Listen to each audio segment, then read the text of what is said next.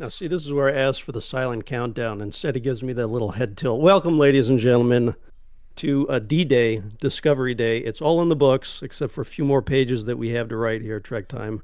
We're going to cover all of Season 5 today, episode by episode. Next week, this time, this channel will be doing the entire series breakdown. That'll be a long one. We'll hit just about every topic we can think of, any topic you can think of. Today, if you're in chat or if you want to drop some comments in the VOD, let us know what you thought about the episodes, the season overall. I am Automaton 2000. We have joining me today, Nifty Mittens, Captain Idle, Danjuvin, and Stars and Garters. Folks, we're just going to dive into it because we have a lot to talk about. Let's start with episode 1, Red Directive, the season premiere. And I'm just going to steal from Memory Alpha because I can't do it better than they can. Captain Burnham and the USS Discovery are sent to retrieve a mysterious 800-year-old Romulan vessel until the artifact hidden inside is stolen, leading to an epic chase. Meanwhile, Saru is offered the position of a lifetime until his efforts to help pull her into a tangled web of secrecy. All right, Idle, this is the moment you've been waiting for, just to be a jeer in the crowd throwing rotten tomatoes. What did you think of episode 1? I liked it. So I was very actually enthused. Just context. I've been a big a disco fan for some time. So yeah, this was not that's gonna change. But no, this was a good starting episode. This gave us a nice mystery. I mean, they didn't shy away from the mystery. It wasn't pulled apart over 5 episodes. They just went straight in and went, oh, it's the progenitors, and was just like, wow, okay, straight away. This is your big hook. Here's your Romulan, here's your Romulan callback. Here's your Picard picture on the screen for people to point to the screen and go, it's him. I remember him. And a lot of people to sort of then go back and Memory Alpha the chase and go like, what did I miss about this episode? And it was a great start. I know a lot of people that didn't like the desert chase, and especially the big starship dive, got the Antares and the Disco diving into the sand. I kind of liked that. I liked that they did something a bit different. Maybe the effects, they could have had a little bit more weight to it, because it did just kind of feel like they'd put a couple of pizza cutters in the sand. But it was good. It was some good effects. It's good storyline. I enjoyed it. Are we doing ratings now? I'm really thrown off because I usually after I hear an intro I made, I have to start talking, and I had to be quiet. It was weird. Well, I give you guys homework to give me your best and worst moments and then a rating. So yeah, we will end up tallying those ratings at the end of each episode to get kind of a barometer on how we're feeling about it. But unfortunately, your time is up. Nifty Mittens, what did you think about episode 1? I liked it. It was entertaining. It's episode 1, so it sets up the premise kind of early on. I didn't initially like Captain Raynor. I knew that it's only 1 episode, so there's gonna be more, but I didn't like how it seemed like they were just trying to and here's Captain Shaw, but not Shaw. And so like the chase scene, and other shows and movies do this, but like the whole antagonistic banter while also doing like a high-speed chase thing was just like, oh, come on, like, no, you don't have this back and forth. You do the mission. I actually, even though it was a bit ridiculous, I kind of liked the shield dive. So that was fun. It was silly, but it was fun. It was like a different way to save the day, because we're going to abuse the ability of our science. Our shields can take this if we do this. It's stupid, but we're gonna do it. So that was fun. I thought it was a good start. Thanks, Cody Madison. Start to the yeah. And do you have a number for us? And Idle, I forgot to get yours too. I was trying to check on my phone if I'd previously given this a number in a separate discussion area. I don't think so. So I'm gonna give it let's say a 7 to start. It was a good start to a season. I'll say 8. I'll go for 8. Do we actually? There is something we are missing. We're missing a stars appropriate. How many? I don't have the mental capacity for this. No, I did ask him ahead of time, but this poor man marathoned episodes 3 through 10 yesterday, so he was a little frazzled at work, and we'll have to skip that. Dan, you're up next. What did you think about the season premiere? So I really like. So I guess this episode starred Stan, Kyle, and Cartman, and his dog Sparky, right? Oh, I'm sorry. That's the South Park episode Red Rocket. My mistake. That's a whole different. This is how you're using your 2 minutes, Dan. On brand. So, Red Directive. So, actually, to reference South Park in a completely different way. So, there's a lot of member berries in this episode, and so it kind of, it definitely got me on board because Star Trek fan. So I remember the progenitors, I remember the chase, I remember the Soong type androids, and so I really wanted to see if they could draw some of these strings together and really give me the TNG feel in Disco. There's an adventure, there's some mystery. Mullen and Locke are very charismatic. Both the actor and actress do a great job with that team. There's immediate chemistry there, so we want to follow them. We want to see what's happening. So as an introductory to a season, it definitely did the job. It got me on board. We'll get to the other episodes later on, but this is a solid 8 for me. I was really, kind of excited. The Kovich thing, not having seen his episodes where he originated, seemed a little bit jarring and out of place. So that definitely kind of was a cool down point where I went and got a snack. But I enjoyed a lot of the crusading they did in the first episode. All right, Stars, you're up. So I was a little bit cool on this episode, mostly because I'm going to dive straight into my worst moment. I didn't like the in medias res they did. The whole that you jump 4 hours back and you start off with Burnham on top of Locke and Mulcher. I was like, this is a little bit unnecessary, and they did that thing I hate, which is they lie to you, which is you see the in medias res, you jump back, you catch back up, and then they add new dialogue that wasn't there in the original place. I'm like, guys, come on. Like you're allowed to show your hand. It's the point of an in medias res. A lot of this isn't going to make sense to us anyway. So that's probably my worst moment. My best moment is just a case of, yeah, we got a lot of member berries here, but it felt like a lot more naturalistic weaving in of these threads than, say, Picard season 3, where that's the entire structure of the show. Whereas here it's a case of, oh, it's a Soong type android, and he's weird. He's not like Data. He's not like Lore. Yeah, Fred, he's cool. He's fun. And I was watching it, and I live blogging my thoughts to Otto, and I was like, "Oh, he didn't do a fast little." He was like, "Wait for it," and then he started turning to the page. And I was like, "Okay, nice." I enjoyed the ship's diving instead. Anytime you can do something with a starship in Star Trek that has not been done, I'm all for it. I appreciated Tilly being drunk off her ass. I always appreciate when she's a little bit inebriated. Everyone got a little bit of stuff to do. I guess what, Saru and Torino are great. I really like Kovich. I've been a big fan of his character ever since he appeared in season 3. Oh, never mind. We'll get to it later. No, we'll get to that. We'll get to that. Kovich. I actually think that's fine. Yeah, it's Dr. Kovich, which is a good name. The Infinity Room stuff, a little bit Avengers initiative-y, but I'm like, it's fine. It's a bit whatever. I would give this a solid 7 out of 10, I would say. I wasn't particularly sold on Mole and Locke right off the beginning, but 7 out of 10. I was pleased and intrigued. That does remind me, Stars, I forgot to shout out Saru in my review. I was looking back at my comments when I'd watched the episode, and attaboy Saru. He's so good. Yeah, good man. I think good man. Saru's going to get a lot of love this season because he doesn't go MVP. too many places and do too many things, but when he does, it's pretty friggin' awesome. Action Saru. Yeah. All right, I'll start with my negative, and it does it. I have a list of everything I liked and didn't like, so I'm gonna have to pick and choose here. But it's gonna mirror nifty yours. I read an interview the other day, director Richard Linklater, who wrote, "Grown-up films are quote out of fashion in Hollywood," and I'm reading the comments, and a lot of people pointed to the dialogue.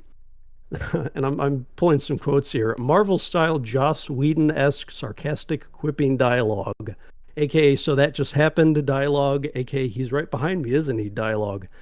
And the number of movies and shows that's creeping into, and I don't think that this is really the appropriate place for that. So yeah, I noticed a lot, you have a mature adult Vulcan shouting 70% for the win, woo, and just kind of a little bit cringy dialogue. So that's sort of an issue that runs throughout the season for me. It's not the biggest one, but it's one that jumped out to me.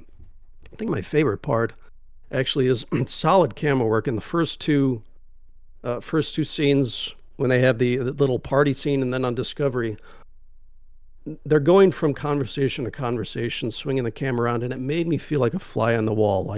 If I were in, sorry to bring up this episode, if I were in objective mode in the holodeck watching this happen, that's where I would be, listening, eavesdropping, that moving to the next. So that really drew me in, and I thought they did a great job there.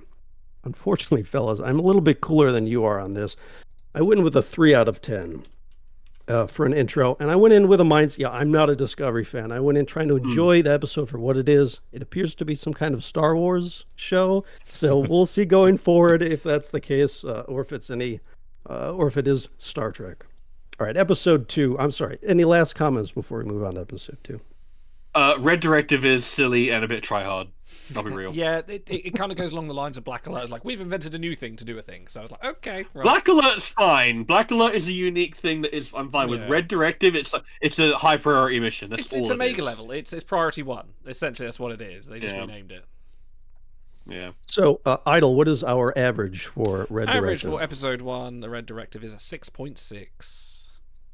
Okay. So for feeling out their final season, I think that's not too bad.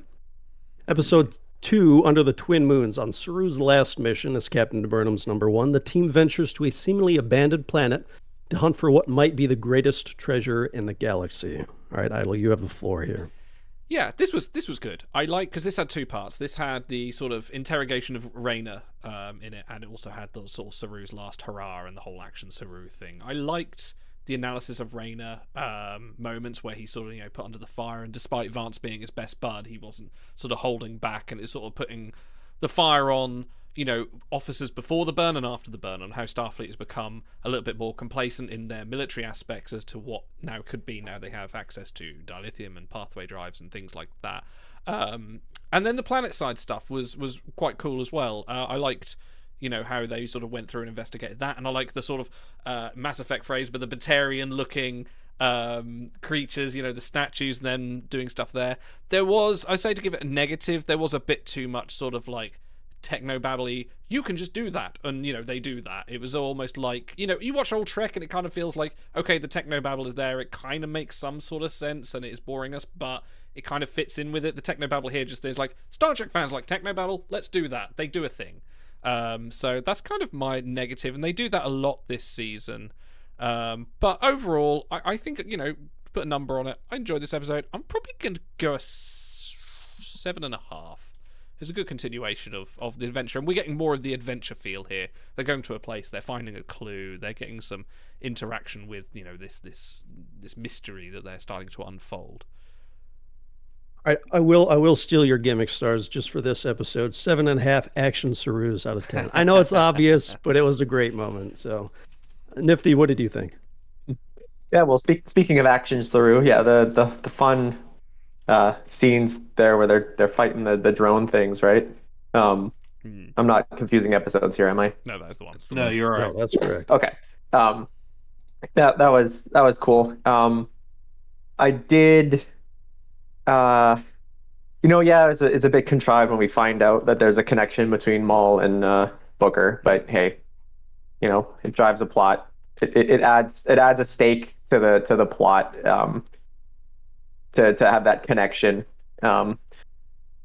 Obviously, Booker as a character, they're never gonna they're gonna want to try to use him as much as they can. So I can't complain too much with that reveal, I suppose. I liked the development with Rayner a lot. Again, in the first episode, I was just like, are you just trying to make Shaw, but for disco? And then they flesh him out a bit more. He gets a bit humbled, and I thought that was a good development for. I mean, he's a new character too, so it's only the second episode we've seen him in. But my reservations started to fall about Rayner. I started liking him a lot more this episode. So I think overall my score on this episode would be, I'll give this one a 7 action Sarus as well. We're kind of setting up more about what the season is. It wasn't maybe the strongest overall in dialogue and stuff, but helping set things up again. So 7. All right, Dan, keep us rolling. So here's the episode where we figure out exactly how they're going to pad this out to 10 episodes.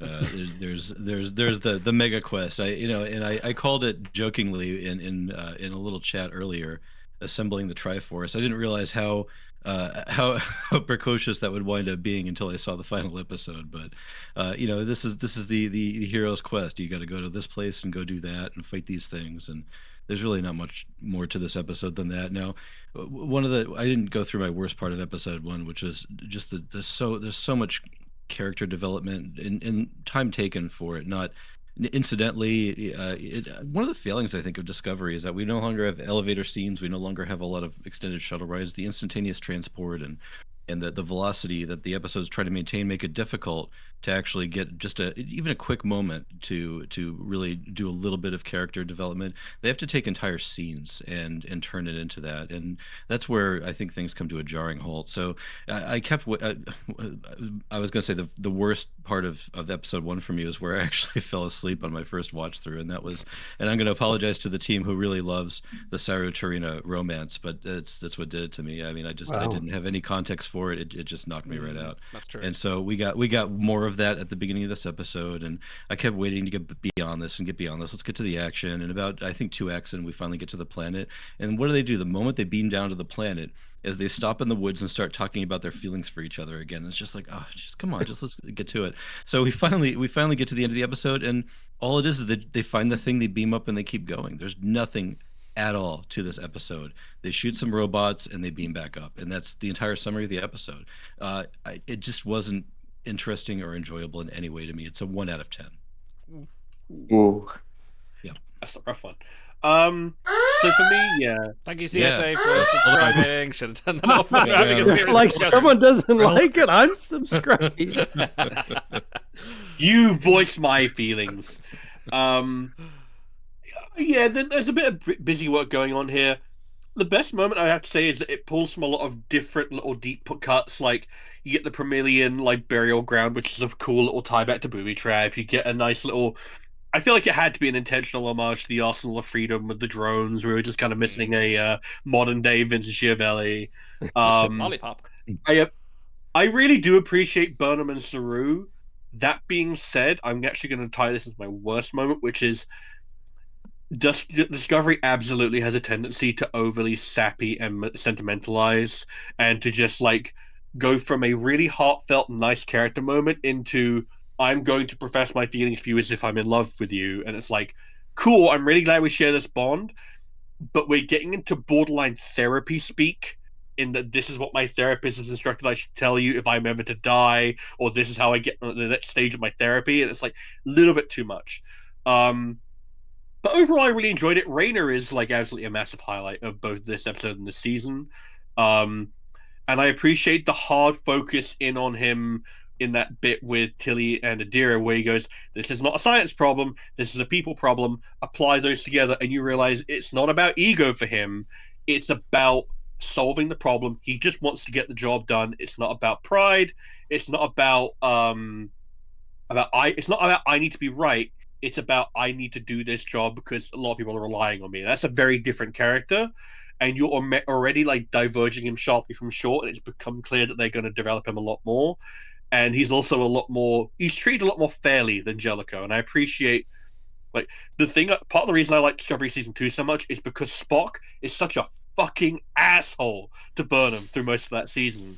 And guess what? Anytime you can have Burnham locked in a room essentially with someone who doesn't like her, I feel it's almost like Discovery is at its best, because it forces her to be at her best, and it forces her to. That's true. Get a lot of like push and pull. Like, those dynamics are some of my favorite parts of Discovery. So this drilled down into that. I'm gonna give this a 7.5 out of 10. Action Sarus out of 10. All right, I'll start with my negative here, because that list is shorter than the positives for this one. The last Twilight Zone that Dan and I watched, on Thursday we leave for home, Season 4, 1963. They do this, there's this little meteor shower, and they do these great post effects where the meteors are falling on the planet, and the only real giveaway is when the camera pans, so does the effect. You know, it's overlaid and you can tell. 60 years later, that's still happening on the effects on whatever planet they beamed down to in this episode. So I think I mentioned stars. I like the ambiance of the pollen or whatever is falling, the snowflakes, but that panning with the camera is off. When they have little explosions that leave no mark or no residue on the background, you can tell it's post effects, and that the whole episode is just a little bit too CGI for me. Although some of the shots were gorgeous. Favorite part, Rayner.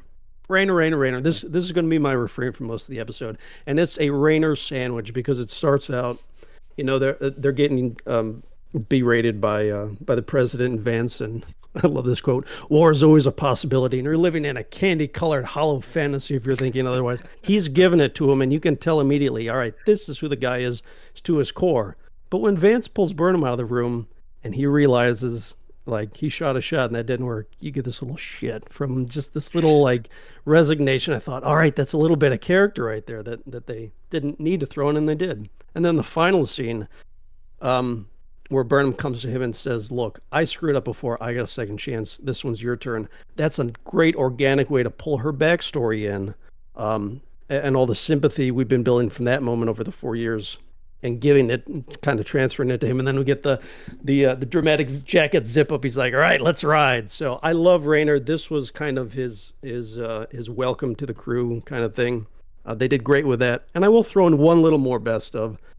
It's Culber's line to Booker where he says, he asks how you're doing, and Booker gives him some boilerplate. He goes, "That's what you're doing. I ask how you're doing." We get a lot of Counselor Culber in this season, and I think he does it really well. So I went up, doubled my score from episode 1, and gave this 6 Rayner jacket zip-ups out of 10. So I was a little more bullish on this one.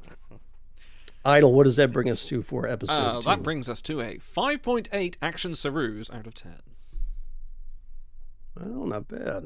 So Any thoughts, gentlemen, before we move on? No. How did you? All right, go on. No, it's fine. There's no lag when we stream to each other. It's instantaneous. So no, go ahead. Oh, I was just going to say, because these were like a 1-2 punch, weren't they? So I was just going to ask, like, do you feel like these worked as a duology? Because I know, like Shai was saying in chat, that should rate them really as the same, as one. But I do feel like they are disparate. Did it? Because you kind of get the hook, and then you get the character development, don't you? I kind of thought, because of vastly different settings, it felt like here's away mission number 1, here's away mission number 2. So they felt a lot there's more a sharp disconnected. delineation. Like, you could absolutely watch them as a 1-2 punch, and you basically get an idea of what the entire season is like. Like, if you want to do a taster of every season, it's like, yeah, this totally makes sense. It's not like watching Discovery Season 1, where you basically need to watch episode 3 in order to understand what the show is, and then go back, almost. But, like, this is a nice little... Revenge of like, the Sith? cut What? slice. A little bit.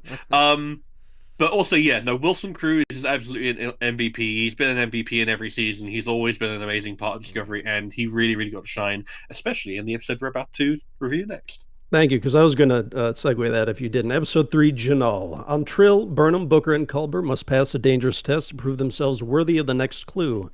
Adira reconnects with Gray, and Saru's first day as ambassador is complicated by his engagement to Tarina. Idle, kick us off here.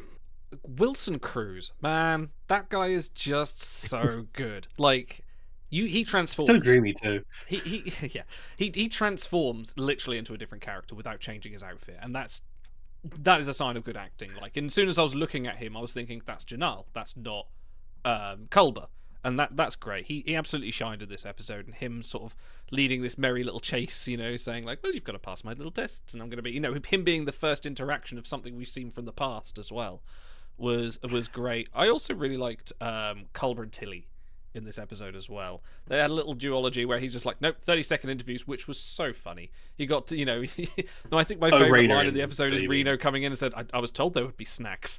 Oh no, there are usually snacks in these. You get another little development of Rayner as well. I'm struggling to think of a negative for this episode for myself. It might be that I don't know, maybe the solution was a bit quick and a bit obvious, but I don't know. I don't really have a bad thing to say about it, at least this far out of watching it anyway. I'm probably going to give this another 8.5, mostly from Culber, well, from Wilson Cruz, just knocking out the park and being very engaging to watch. Nifty. Okay.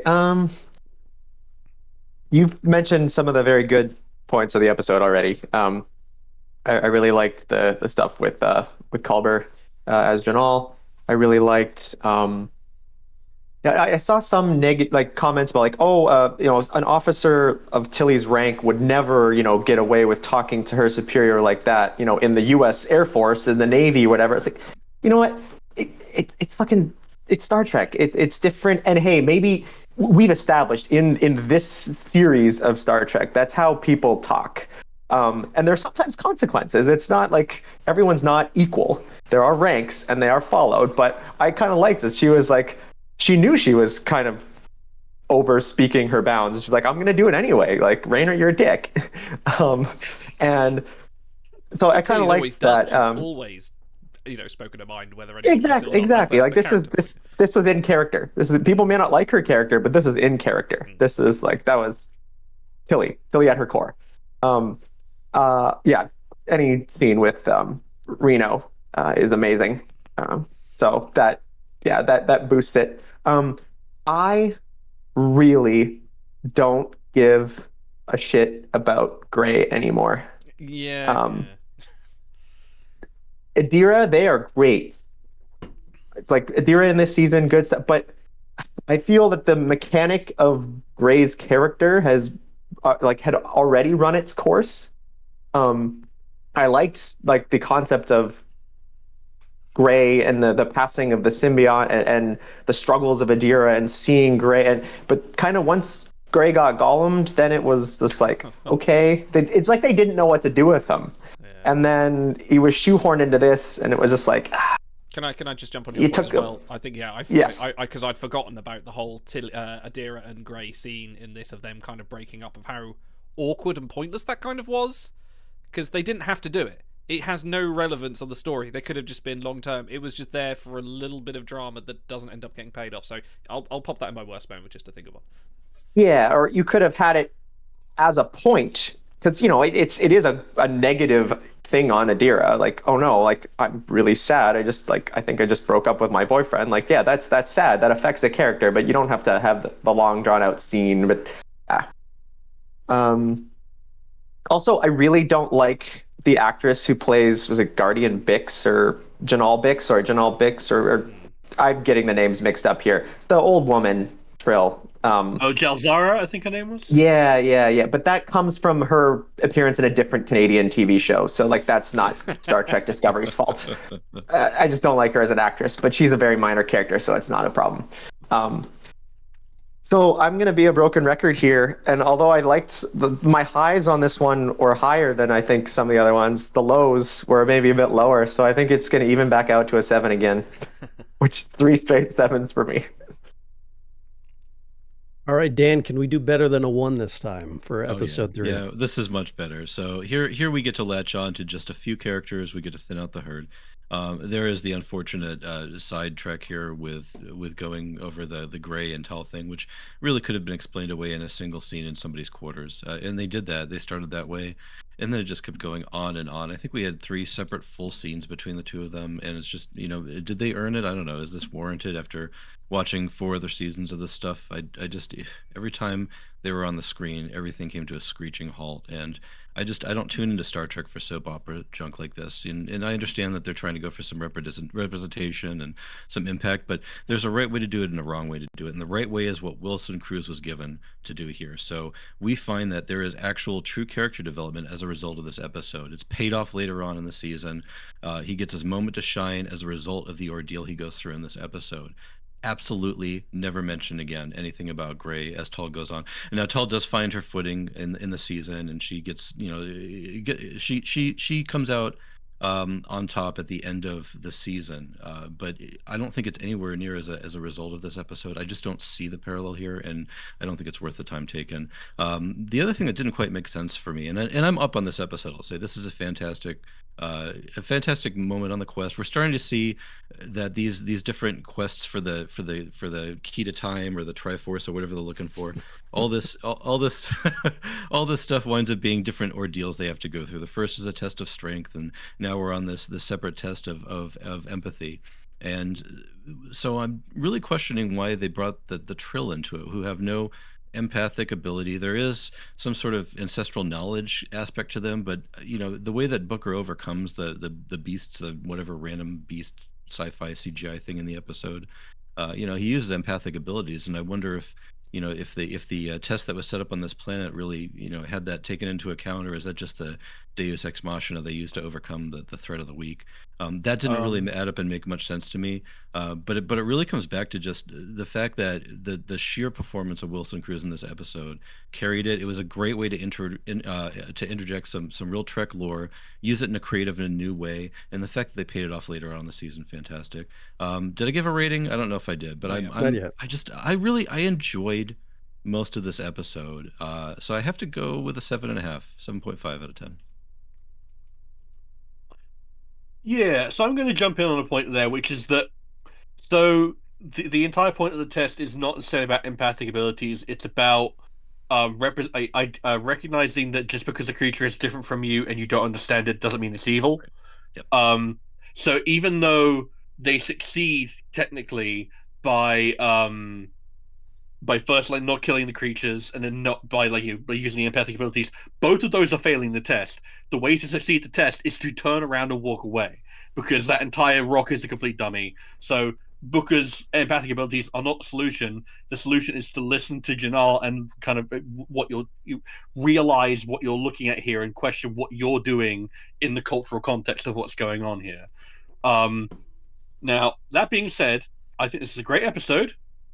I think it is one of the best things that Discovery has been doing is reaching into lesser bits of Trek lore that have come up in like one episode and then just expanding it all the way out. Season 3 is the most development that the Orions have gotten since, apart from Lower Decks. We're going to get a lot about the Breen this season. And the development with the Trill especially has been great. Like Season 3's Forget Me Not, I think, is my favorite episode of Season 3, with the whole thing with Adira and Grey to begin with. And that unfortunately means I have to really, really heavily ding this episode, because I thought that breakup scene between Grey and Adira was going to go somewhere, and then it didn't. It didn't go anywhere. It is a complete plot tumor that exists to do nothing.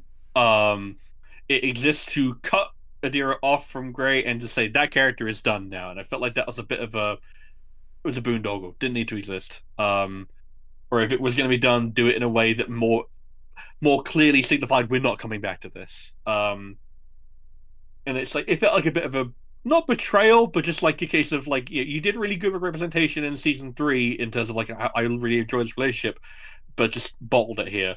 The rest of the episode is great though. I really, really enjoy everything about this. Guess what? You could see a bottle of Slugger Cola on the screen. Like, I know that's a bit of a member berries, but it's such a subtle little one. It's such a cute little thing. Someone was a fan and put that in, and it's just cute. I enjoyed it. So I'm going to give this 8.5 out of 10. I don't think we've given this a special rating yet, have we? No, we asked if you wanted to, and you washed your hands of it. So we'll go without for this time. And when we do full episode reviews in about 14 years, then someone will come up with something. All right, this was the high watermark for me as I go through my scores. This was an 8.5 for me as well. Typically, Discovery irks me. And when I'm irked, I'll write down something under the bad column with something that's like, oh, that's awesome. I'll write it down under the good. I finished this episode, had nothing written down under the bad column. And there were certain things that, like, yes, I could criticize this or that, but it didn't irk me. So I'm going to give you two best. Wilson Cruz. I told you his name's going to come up a lot. The guy was the bomb. He did the Shatner. He's possessed. Boy, this guy really works out. And then at the end, he's like, why do they call red herrings red? She goes, that's the point. He goes, I still don't get it. And then he walks away. He's like, he's like Jim Carrey doing the strut and everything. It was so good. He was awesome. And number two, I'm going to push back a little bit on Dan, because I like Saru and Tarina in this season. They don't do a lot. And I told Stars yesterday, how many times do they just stand there staring at each other talking? I'm like, I need them to do something. And they eventually do. But I like this. I like them in this episode. This is not sexy. Was this when they had that log? Hot. Yeah. With the aid, yeah. This is not sexy hot drama.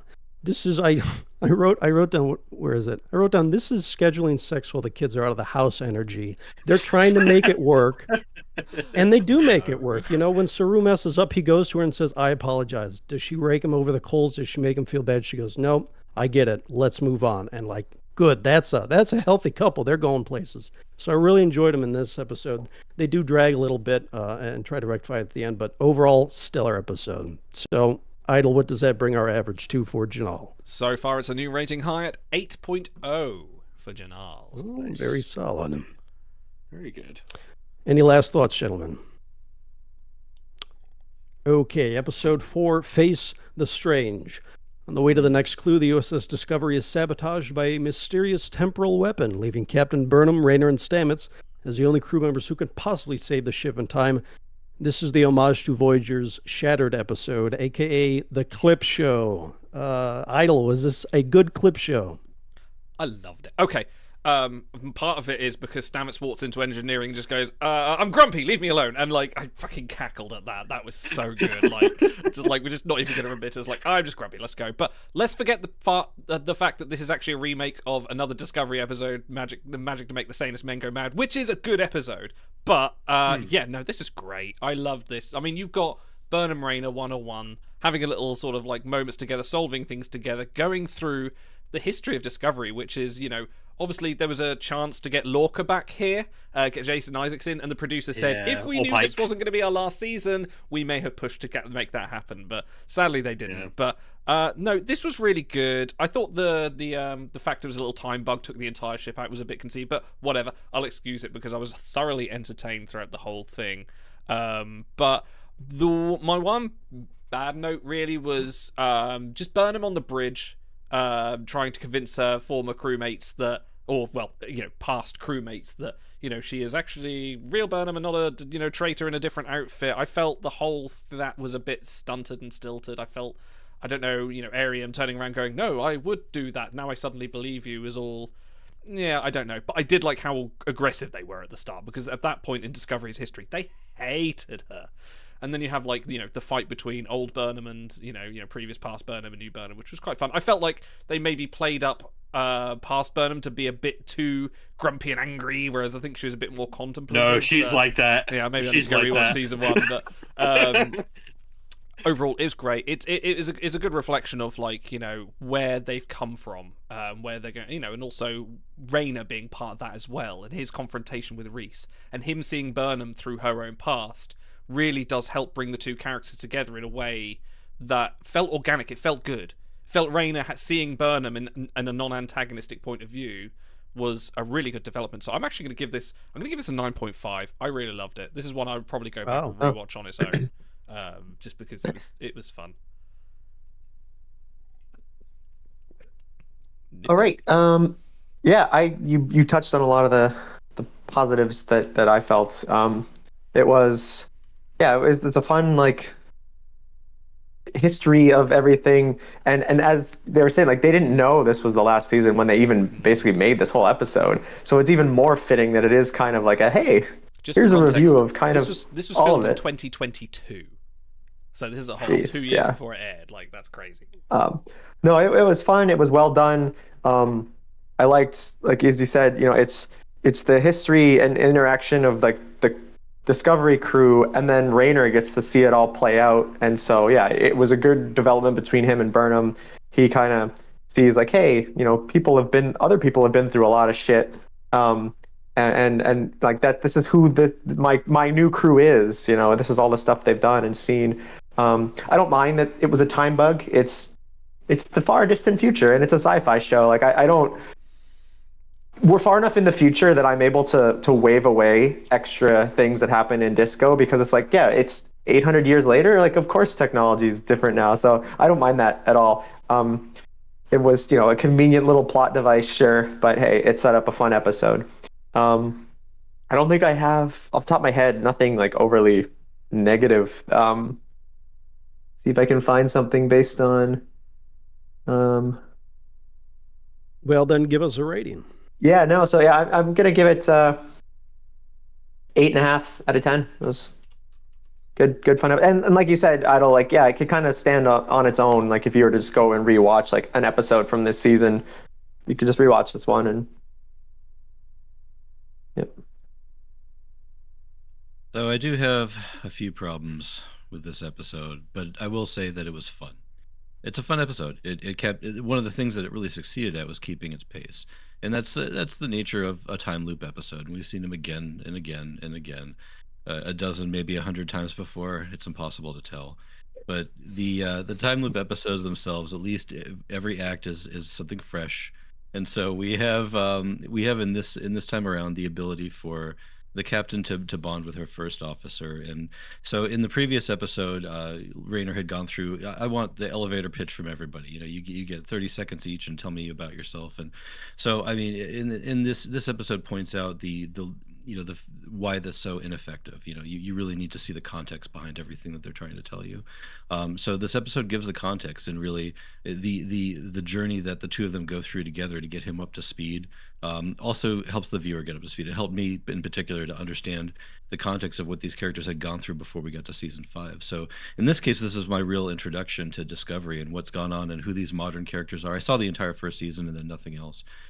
So this is very helpful to me as a viewer. It needed to be here, and the framework that they chose for it was correct. I do have a question, though. Was Doug Jones just unavailable for a lot of this, and that's why they replaced him as first officer? Else. That's why he's missing. So it just it seemed to me that why not just carry him through? He's the most recognizable. He's been a consistent featured player since the very first season. So, but that said, Rayner is he really has a lot of nuance to him that he shows in this episode. And so, if anybody wasn't on board with the generic gruff but lovable sergeant turned captain, they can really see that he has some depth and he has the ability to grow here, and he's forced to do it. So this episode served a lot of needs, particularly for me. So in addition to just being enjoyable, really well-paced sci-fi, I would probably rank this an 8. Strong rating.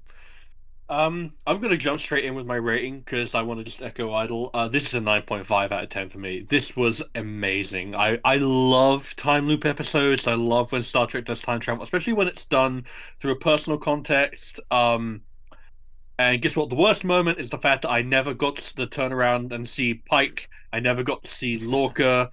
That was a absolutely missed opportunity. That being said, this episode shines if you really, really enjoy Discovery's supporting cast, and I feel like Discovery doesn't get a ton of credit on that front. It's not quite on the level of DS9, where you've got characters like Garrick and Dukat and Kai Wynn. Not like that, quite that good. But you still got characters like Tarina, you got Vance, you got Linus, you got Reno. It's like these are not main characters, but they are very, very memorable, and they are like distinct characters.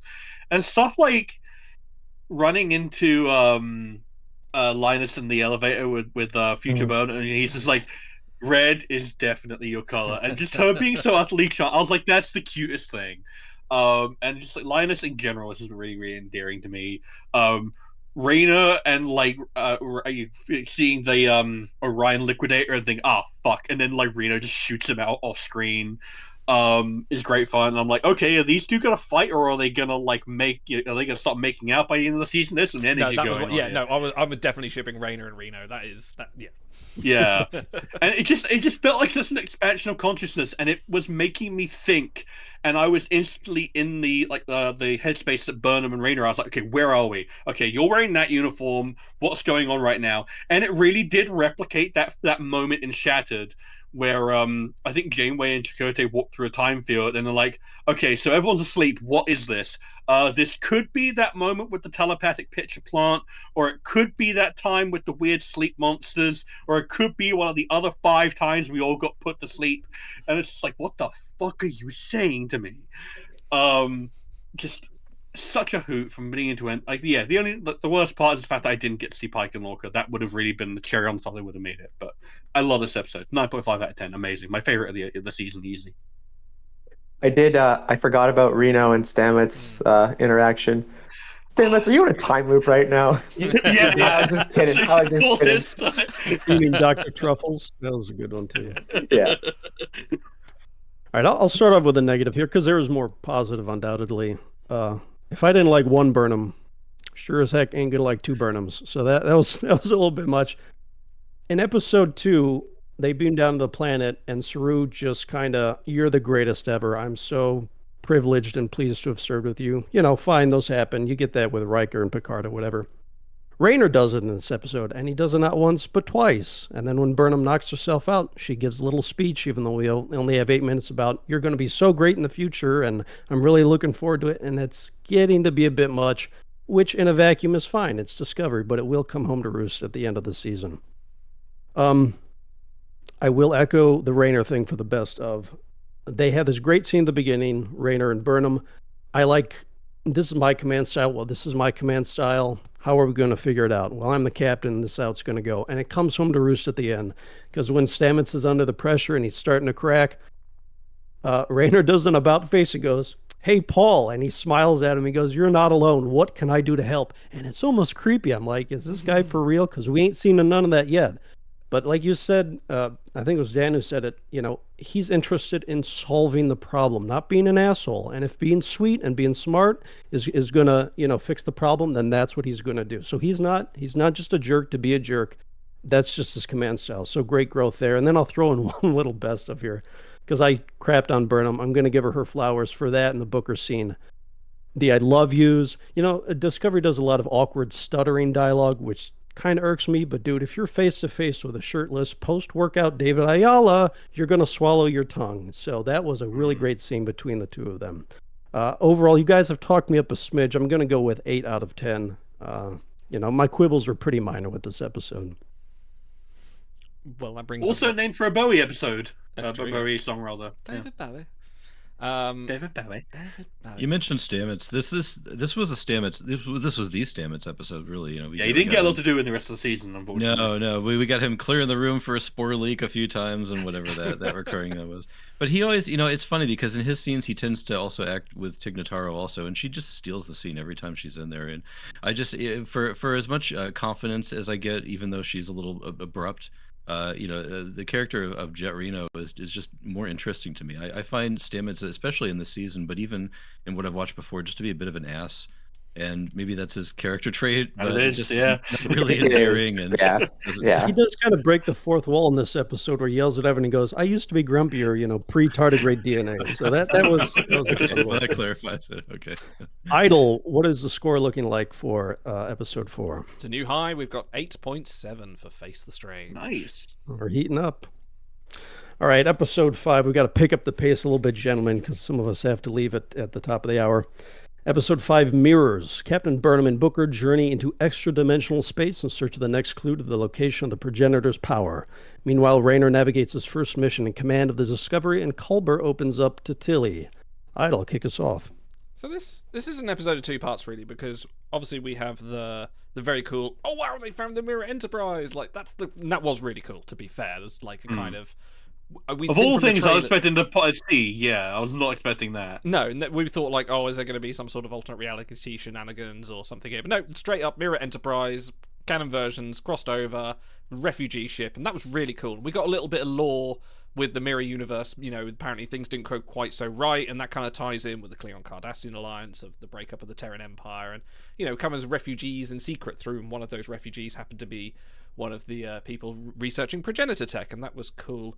I wasn't so, so Mock and Lol, Locke and Mol, get that the right way around. This is kind of like their big, this is who they are episode, and I don't think it sold me on them. I like them individually. I think as a couple, I don't quite understand it, and I don't think this episode gave me any reason to understand it, because at one point they go like, "Oh, I'm just sort of interrogating you at the shipyards for this thing, and now all of a sudden we're lovers and we're married." It's like, well, okay, there's no reason for this. If you're saying like, "Oh, she loves him," but why? What's the one singular reason that it came to? And they don't ever seem to sort of quantify it. Obviously, we've now been spoiled to the fact that Locke is a Breen, and we're getting a lot of Breen backstory here, which is another cool factor, I think, in this episode. We see, because Breen is one of the the big races that are now primary antagonists we've not seen for a while. But yeah, it's we see what's under the mask for better or for worse, and I'm still not sure how I feel about that either. This is 2 halves. I wasn't entirely keen on the structure of the fight as well either. They kind of went from like big firefight to, oh, suddenly we're allies, to, oh, now we're antagonists again, and he's been stabbed and she's run away with him. It was a bit like, okay, this episode felt like it was pieces of a story that needed to happen, or they wanted to happen. Like, we want Burnham and Locke talking to each other, and now then they're fighting. Like, it didn't feel organic in any way, and I feel like there's a little bit of the fault of the writing. So it's probably not a big fan, but I did like the big part where they tear the Enterprise through They literally, big flashy special effects moments. They literally Great rip the effect. starship through. It's very cool. There's a nice little callback for Raina as well. Goes, something there's the Chekhov's steamed cake reference from earlier. So I'm gonna give this. That Enterprise bit was really cool. I'm gonna go for a 6.5 because I felt like the writing wasn't quite up to it for this one. All right. On April 25th, at 12:32 a.m. Pacific time, to quote, myself and Shiaporn within the same minute. Shy, Discovery Episode 5, holy fuck. Literally the exact same minute. I don't even know he's typing this. I have ISS Enterprise, fuck yes. So yeah, that was awesome. Within the same minute, we both wrote that. That alone makes it great. Also the theme music, the theme music that the spin on the theme they did for this episode was amazing. So that's gonna very much bias my score for this episode. I will say, like you were just saying, Idle,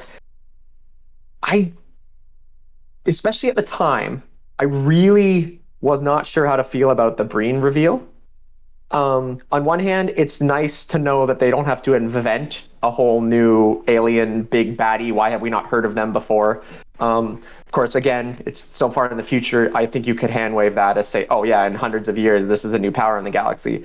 But I liked the elements of, like, we don't know who the Breen are or what they look like. And now we do, and like it almost feels like, oh, like the mystery's Jelly gone. people. Yeah, which I'm fine with them being jelly people. That's totally cool. It was like, do I want to know about the Breen or do I want that mystery? So I'm unsure about that. It also really felt like you notice in this episode the scheduling issues. Owo and Detmer just being like written off as like, oh, they're gonna take the ship away and They've gone back to their home take planet it to now. like dry dock. And then also, there's a whole big engineering brainstorm moment, and Reno's not part of it.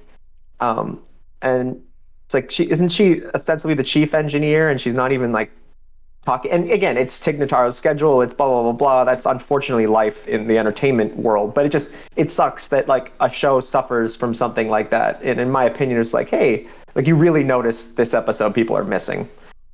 But that being said, it was still a good episode, and the Enterprise, hell yeah. So I'm giving it an 8 out of 10.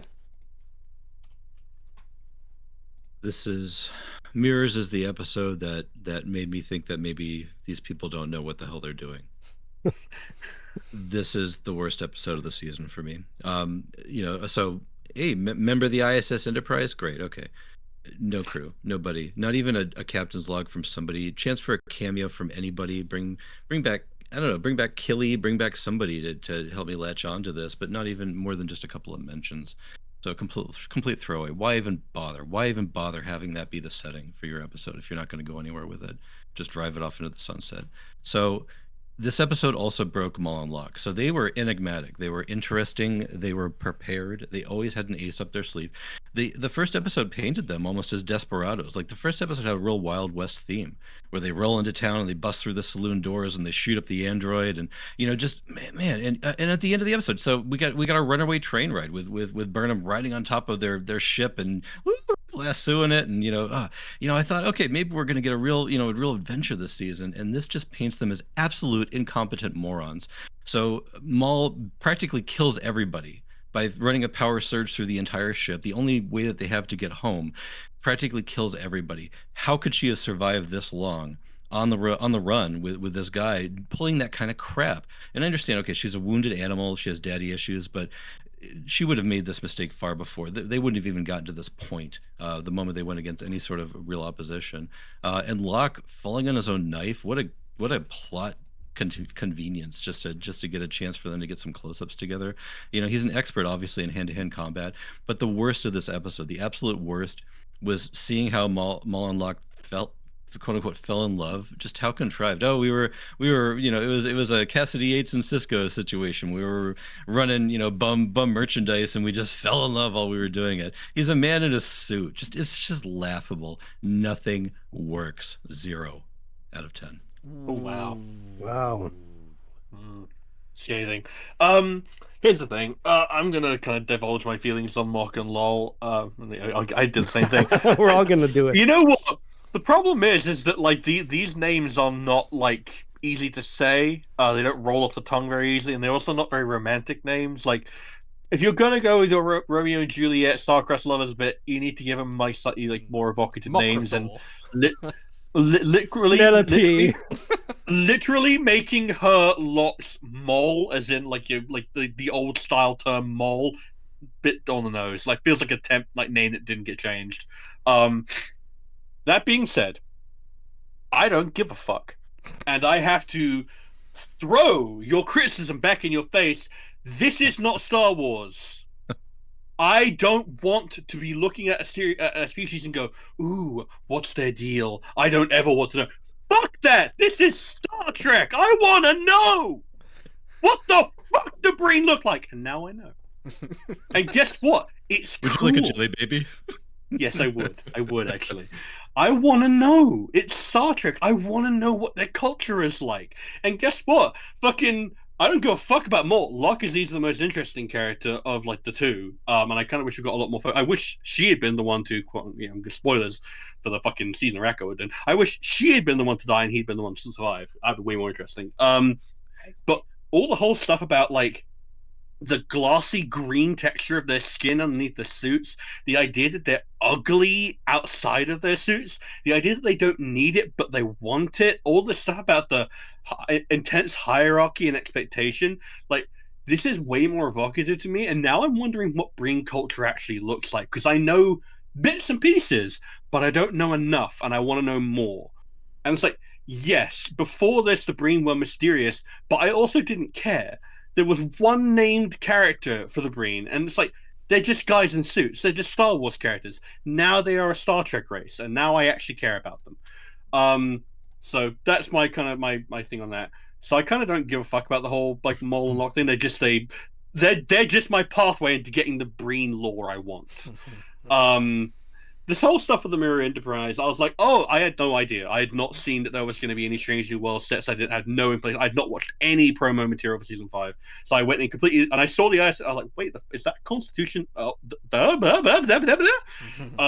big exciting moment. And I was like, oh, this is so clever. They get to reuse the sets. Yes, you don't get to see any bodies, which sucks. You don't get to see any, Mirror Pike or anything like that, which would have been cool. That being said, it does have a point. In that the entire reason that the clue is stashed there is because it's inviting you to consider the cultural context and think about the origin of the scientist who placed it there. It is inviting you to consider whether or not sentient beings are inherently violent, whether or not they can overcome their quote-unquote base nature. Can they grow? And the answer is yes, they can. And if you can grasp that, then you're worthy of the clue. Perfectly fine within the Indiana Jones context of this series. I'm fine with it. That being said, yeah, I don't give a fuck about Mole and Locke's like thing, and I think they want me to, and I don't really. So I'm gonna have to give this a 6.5 out of 10. Sorry, I flew off the handle over there. I apologize. See, your criticisms are valid, but also not. We are on pace to get to about episode 6 before half of us have to leave. That being said, I am really enjoying this. So we're not going to cut anyone off short this week. All right, I'm going to try to thread the needle because I see a lot of points here. Dan and Idle, I'm with you. This backstory was just rubbish. Like, she gets frisked once a week, like transporting goods, and we're supposed to believe that she falls in love with them. Didn't love that. Is that how it works? But this is Idle. Don't out yourself. All right. Sorry. But this was kind of a sandwich episode. I liked the bread here. I liked the beginning. I liked the end. Enterprise was cool. We get a little bit of lore about the Mirror Resistance and Saru stepping up. We get that parallel with Spock. He's a man of honor in both universes, and that was kind of cool.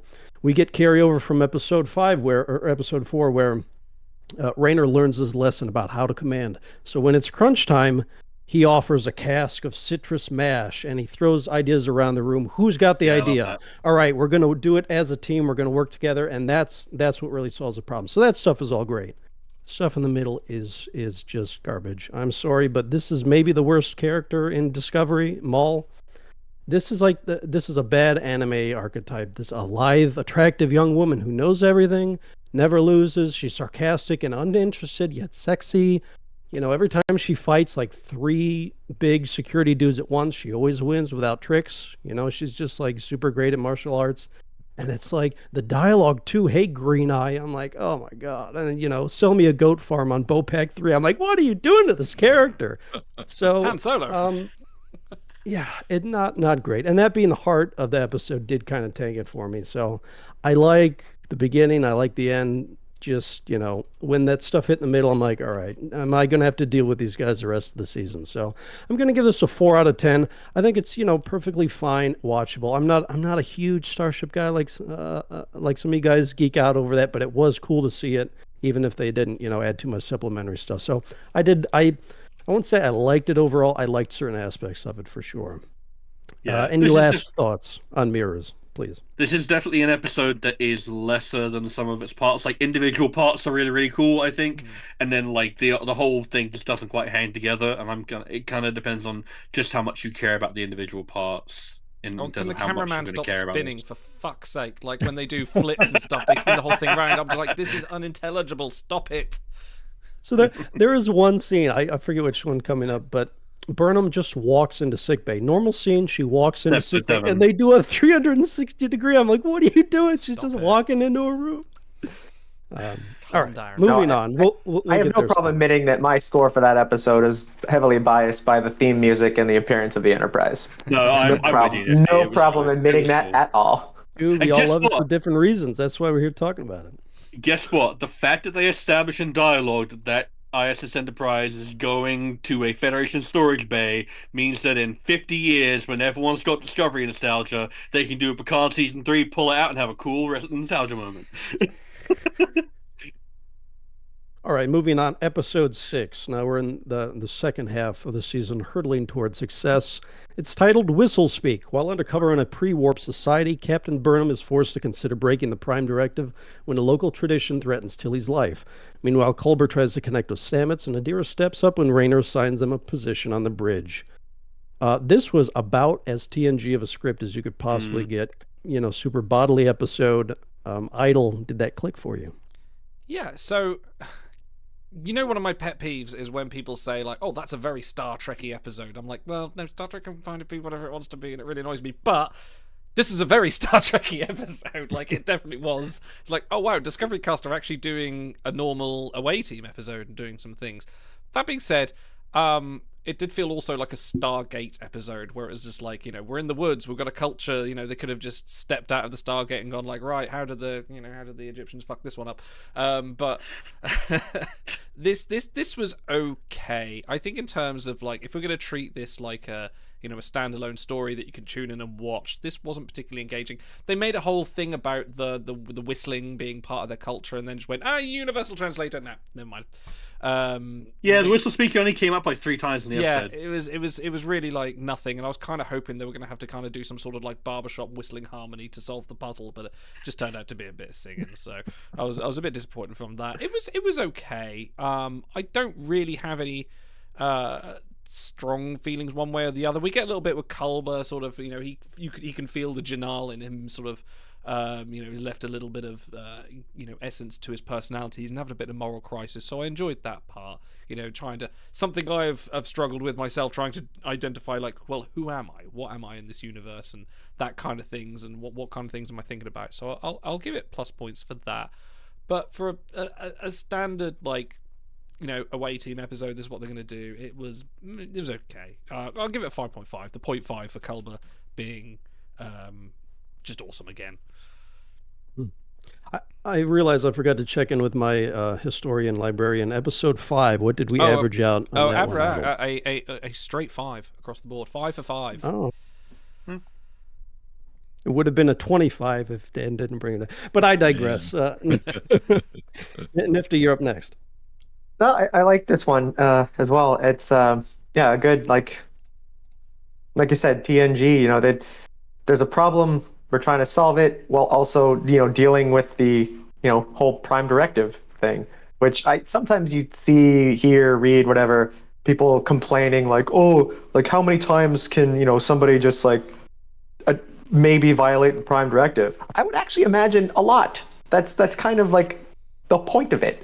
It's we exist here with this technology and we want to do good in the galaxy, but we also have set rules. So how do we go about saving people or letting the universe play out in its own way? And it's like, yeah, that would be a moral quandary constantly. So I have no problem with like that being the setup of, oh no, we need to save them, but also we can't really reveal, or do we? So I don't really mind that. Good development for some different characters. Yeah, I liked all right, Adira, here you go. You're on the bridge. Like, speak up. Be confident in yourself. I struggle with that sometimes in my own career, where it's like, I know I know the answer, but now I gotta like, okay, well, step up. Do your job and impress the big people in the room, because you know the answer here. So do it. Be confident. If you know the answer, be proud and forceful about that sometimes. My quibbles mostly come with the portrayal of people running. I always hate when people run in episodes. It's never realistic at all. It really just no. So I didn't hate the concept. I hated the portrayal of it. I think oh gosh, I'm searching up old comments on Discord, and it keeps resetting my filter. But at least there was something about how they ate the cube thing, right? The little And that salt made cube, I them believe it was, yeah. really thirsty. I don't mind if there's a hand wavy thing, so at least that sort of explains the why is everybody so tired immediately and out of shape seeming. I don't expect them all to be, elite marathoners either, but it's like, okay, I can allow that the cube has, upset their, normal Don't fuck with bodily the cube, functions, man. but Like, this is just me walking out the door, and I'm just like, nope, I need a drink. just like, yeah, I don't know. The fact that all of them were just like immediately terrible form, falling apart, no endurance, was like, you guys like ostensibly like you volunteered for this thing, this great honor in your society, and you can't hang like 1 minute in. So okay, maybe the cube thing is to blame there, but yeah. I'm gonna give it a 7. So here's our Tilly also, episode. Go ahead. I like, yes, fine, we had to break the Prime Directive at the end, but I think they did it in a good way, and like they showed there was moral quandary about it. They didn't just immediately say like, oh, screw it, we'll just break the rules and tell them. Like they showed that it is a tough decision to do that, to break a rule when you think, oh yeah, but are we gonna let everybody die? So WWPD, what would Jean-Luc do? It's Well, he would do it anyways, but he would mitigate the impact, which is what they did in this episode. So they Yeah. only exposed the true nature of their mission just to the figurehead, and they didn't advise him on exactly what to do. It's his decision, right? So they're not going to try to alter anything further. It is what it is, and they had to do what they had to do. I do agree the whistle speak was wasted, and having it be the name of the episode. You think this is how they're going to solve their problems. The whole fact that both Tilly and the young person managed to make it into the vacuum chamber together, you would think that she would have to find some way to communicate, to get out, to relay a message or something that it just didn't materialize. They just Some sort of died, high sonic frequency, like right, exactly, something to interact or make a difference, because that's how they let out the episode, right? So we saved the old woman who was suffering from dust in her lungs, and they saved her with sonics. They had some basic understanding of how they could manipulate and save themselves from their environment with ultrasonic frequencies, and how to carry their voices, and it just never really came together. But that said, so I'll quote, Starfleet was founded to seek out new life. Well, there it sits. Here we have a classic episode where we get to meet a new civilization. We get to integrate, and this is where Tilly is at her absolute best. We at most scenes in this season, she's just spouting off some technobabble and doing her little thing, and it just doesn't really. She's always got the nervous energy about her, but she is so confident in this episode. She knows that she can make it. She knows that she can interact with these locals and come off, and she has a genuine empathy to her, which the actress really just conveys, and it's so. There's so much heart in this episode. I can't help but love it. It really makes me believe that these people are not only trying to solve a greater problem, but acting in these people's best interest. And that saved it for me. From what could have been a boring episode to me, it had me invested all the way through. I think I may be overselling the episode a bit because I still have to rank it as 7 just because there's so many drop threads.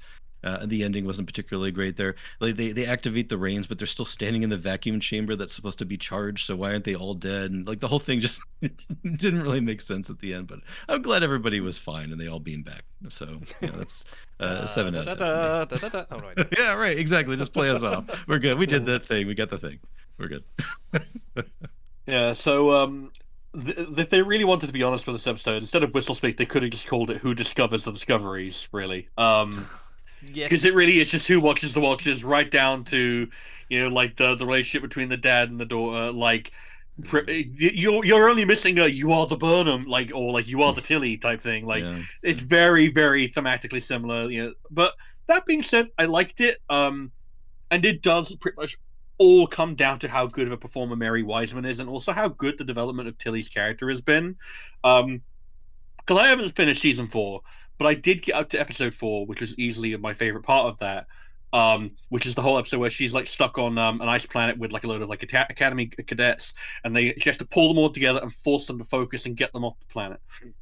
And it's just a case of like Tilly is this neurotic, potentially neurodivergent, maybe slightly autistic, slightly scatterbrained, but good-hearted, empathetic, good person who fundamentally wants to do good and believes she can do it. And stuff like calling back to like the runs that her and Burnham were doing through the Discovery season 2, coming back here to was like, no, Burnham, you go to the radiation thing. I know for a fact I can do this. I'm a trained staff individual. I can do this. Reaching out to empathy with the daughter, I forget her name, was a very Doctor Who-esque thing. Like that's the thing that Rose or Martha would have done. Just like connecting with a local and just like really like forging relationship. Without Mary Wiseman, I wouldn't have liked this episode almost at all. It would have been a bit boring. As it is, like there's enough bits here that I'm like, I almost want this to come back in a future episode. Like this culture becomes part of the Federation. You get like a character who speaks whistle speak, and then it's like, guess what? That retroactively justifies this episode. I love when Star Trek does that. Stuff like the Barzans and Nhan, who we're going to get to in a bit. Star Trek is made up of lots of little pieces, and I appreciate how many little pieces this puts into place. That being said, like it's a bit of a detour from the wider season. We've kind of gone away from doing best and worst, but it's like, yeah, no, this is a good episode, but it doesn't quite amount to what we want it to. It just doesn't quite come all together. I appreciate Adira's bits. But yeah, I think I'm probably to give this. You know what, Dan? You've talked me up to a 7. I'll go with 7. Who discovers the discoveries out of 10 for this? I was going to give it like a 6, but you took me up a point. I'll add real quick before you go, Otto. Yeah, I did like the callback to the running training that was an early part of Tilly and Burnham's relationship, and I did like the way they established the divide and conquer, with Tilly being like, "I got this. You go do your thing. We both have a job to do right now, and I know I can do my part." And I did like that. That was good. Yep. Yeah, it's good stuff. All right, I'll give you credit for that because actually I hadn't considered that. I'll bring the bad, good, best, worst home to roost and give you 2 of each. I yelled at the television twice during this episode. I rarely yell at the television. I'm going to give you credit for that callback, but you have an engineering problem and you have a physical endurance test, and you send that annoyed me. the larger engineer to do the physical endurance, and you send the more fit captain to do the engineering. That didn't fit. Like if you don't make the task engineering, make it a command. She has to go pep someone up or give a talk or something. Like that felt like you're not utilizing. And it called me back to episode 2 where when they had an endurance thing to do. You have to run and distract the Promelian battlecruiser or whatever it was.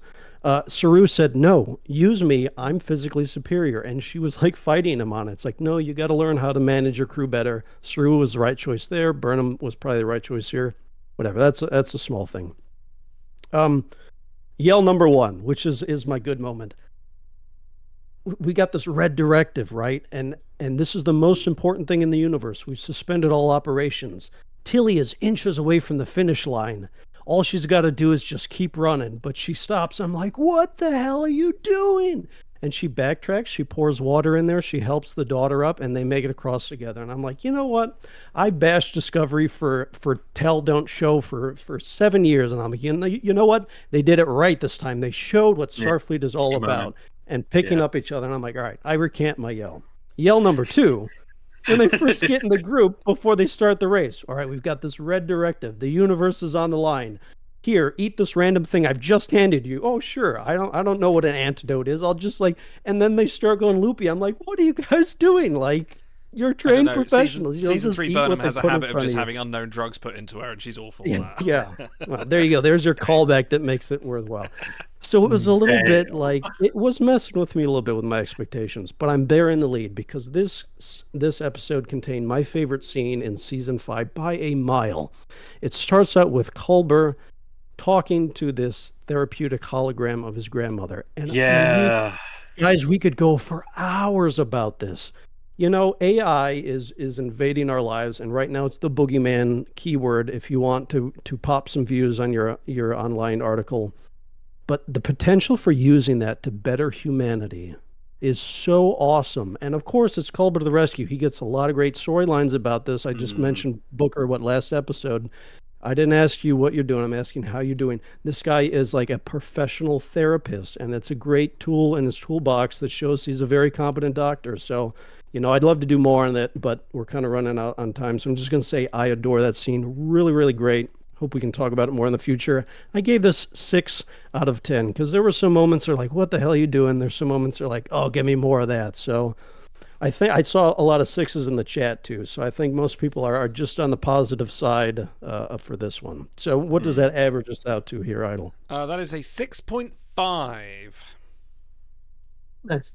Yeah, I remember thinking during that scene with his grandma, like, it's an interesting dynamic, science and faith in something. It's not even just, it's not supposed to be completely like a one-to-one comparison of religion. It's just like but then I remember thinking to myself, like, come on, you're a doctor, like, approach it, you're a man of science. Like, I think you can make these points meet. And then like his grandma is like, you know, I raised you to be a man of science. Yeah. Don't forget, you're a man of science, and I'm you know, I raised you to be both. And it's like, yeah, nice.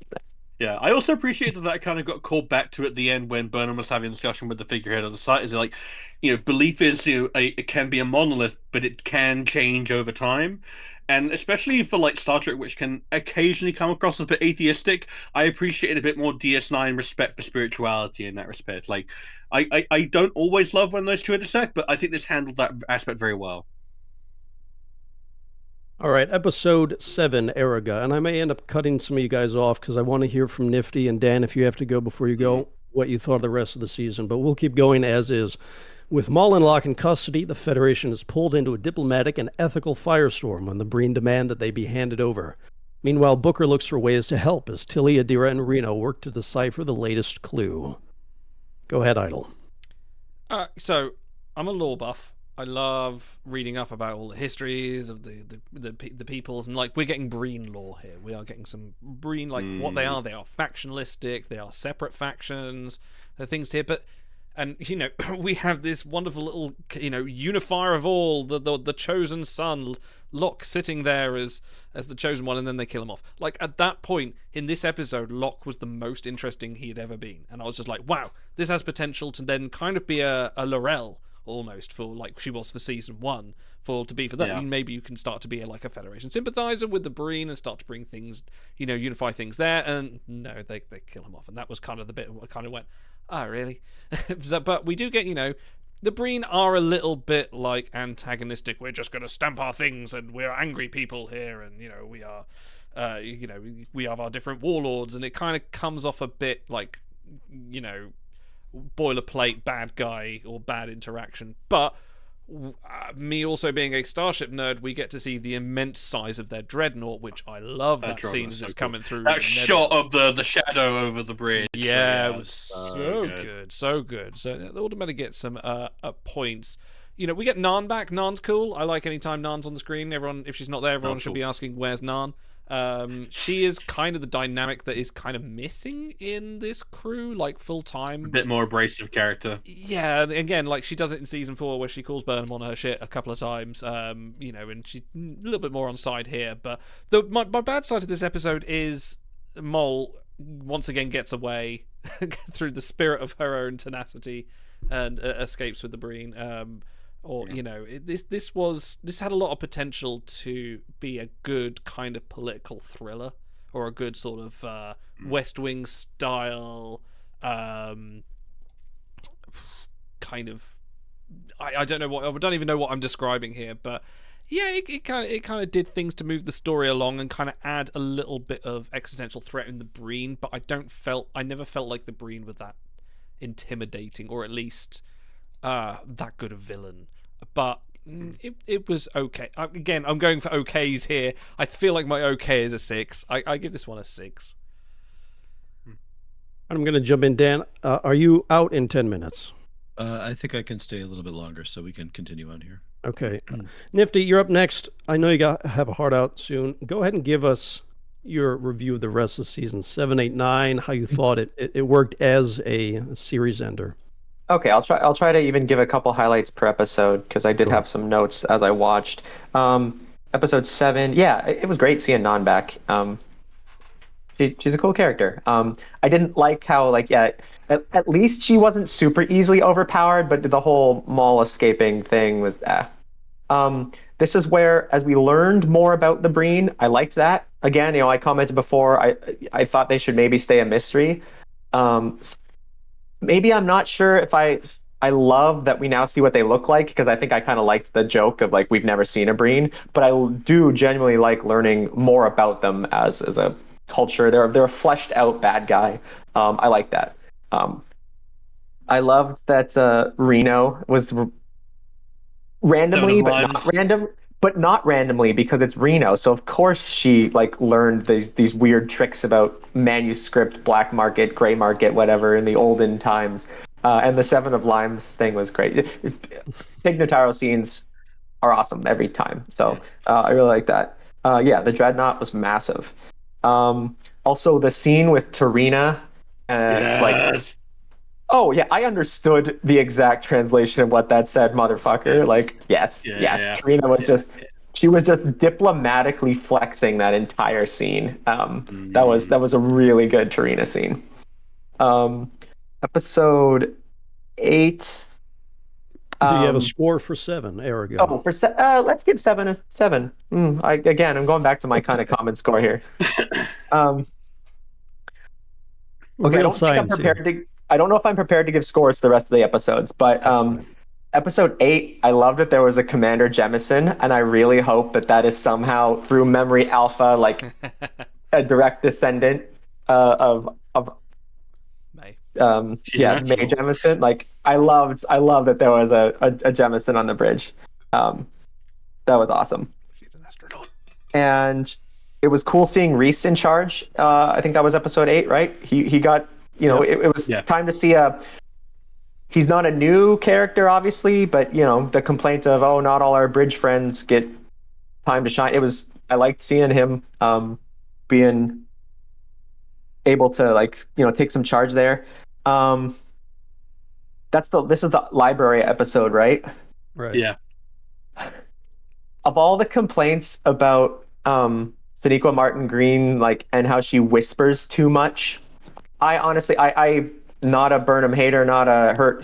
She's a great actress. I've never really agreed with people's complaints. I find them very annoying, and it's perhaps a tad ironic that the first time it started to get to me was in the episode where she's in a library, where it's more logical that she should be whispering. So I am pro Burnham, pro Sonequa Martin Green, and then this is the first time where it's wow, I'm actually it's a bit too whispery, and it's literally in the archives where like she should be whispering. So I find that a little bit funny, that this is the first time I've started to feel like, maybe it was a bit much. But she's great. And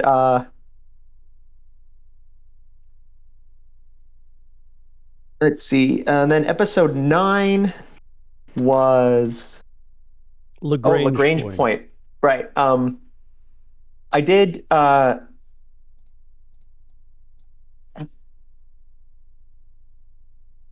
liked the diplomatic parts of the episode, trying to figure out like how do we stall this? How do we make sure that our team is capable of saving the day? Like if the Breen get to all this first, like our team can't do their job. So it's kind of what the technology is put aside for those scenes. It's just like we need to solve this like immediate threat. How do we do this? How do we give our team time to do the progenitor stuff, which hasn't been fleshed out yet because we haven't seen that part yet. I like that stuff. What else was there? And the infiltration bit, it was a bit tropey with like how to infiltrate, the bad guys when you get to wear suits. But it was good. Again, Reese got more time, which was nice. Nifty, will you be my sock mate? Sorry?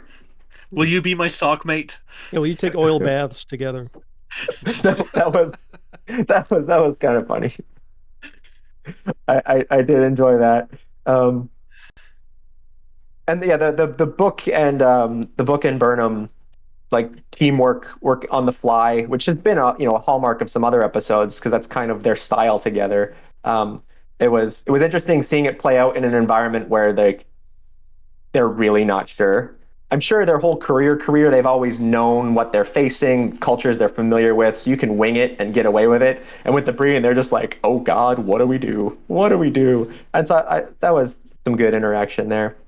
As to the season finale, I don't know, man. It was kind of all over the place. I understand there were limitations of filming, writer's strike, finding out way afterwards that, surprise, this is your last season, you have to tie some things together.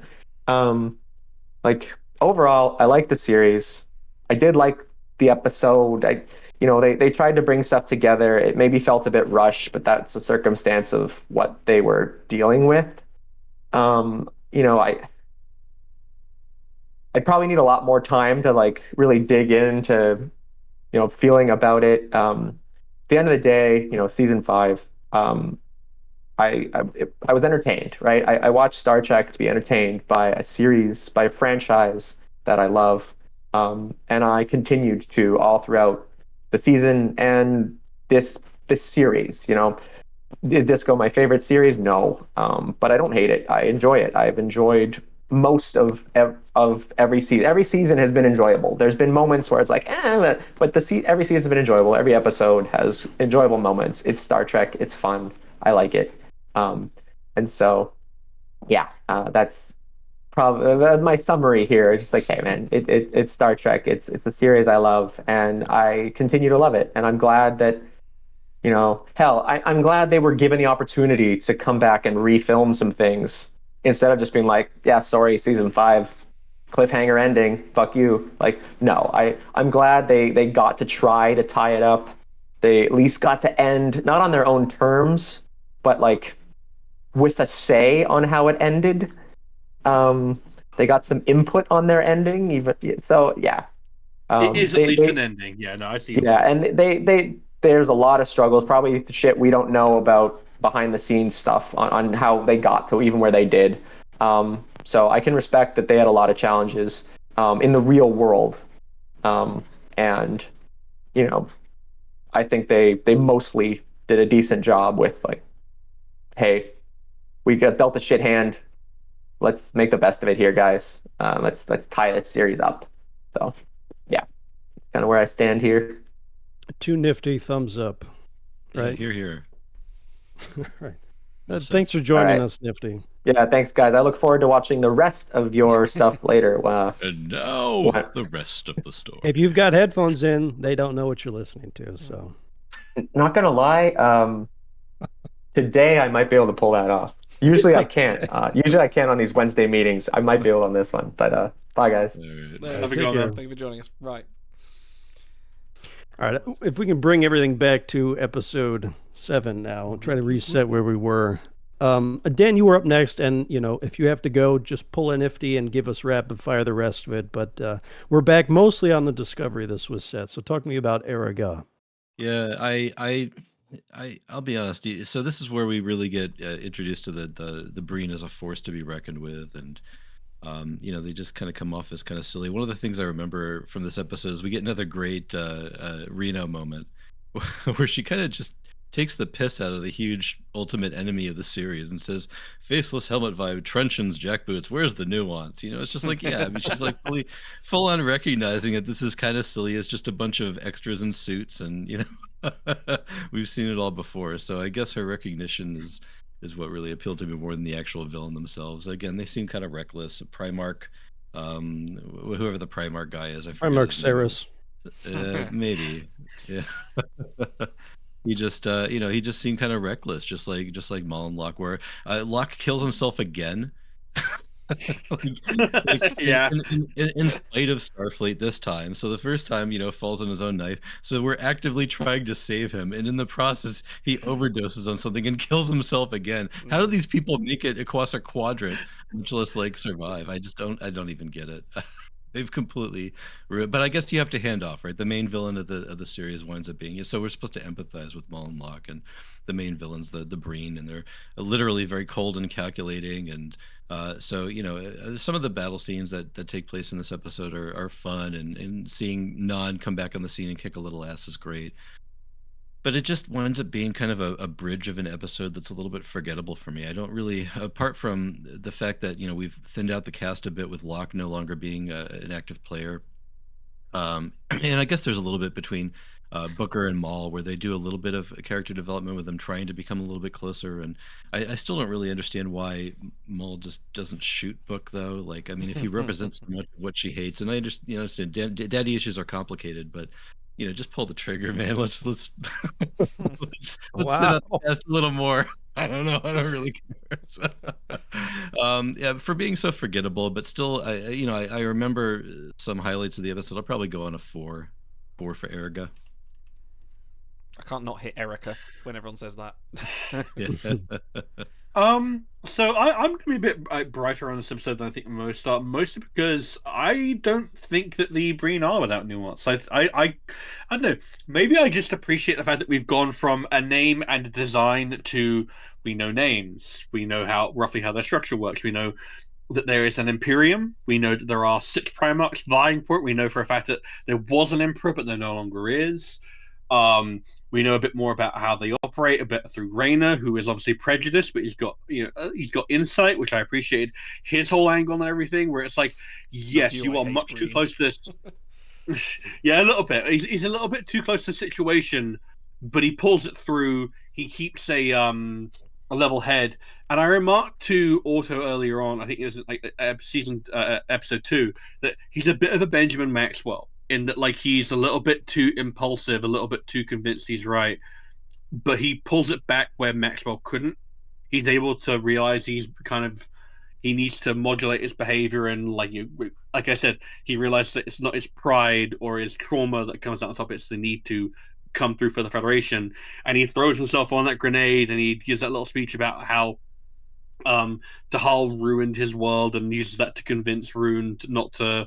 And guess what? And the tag team with Tarina's whole thing, like Tarina owns this episode. This is Tarina's episode, and I fucking loved her in this. Little callbacks to the Thoron fields and Duranium shadows. That's always a fun little gimmick they love to call back to. Yeah, Locke. I really do wish Maul had been the one to die instead of Locke. I feel like Locke is a much more interesting character, and Maul is just not that fascinating.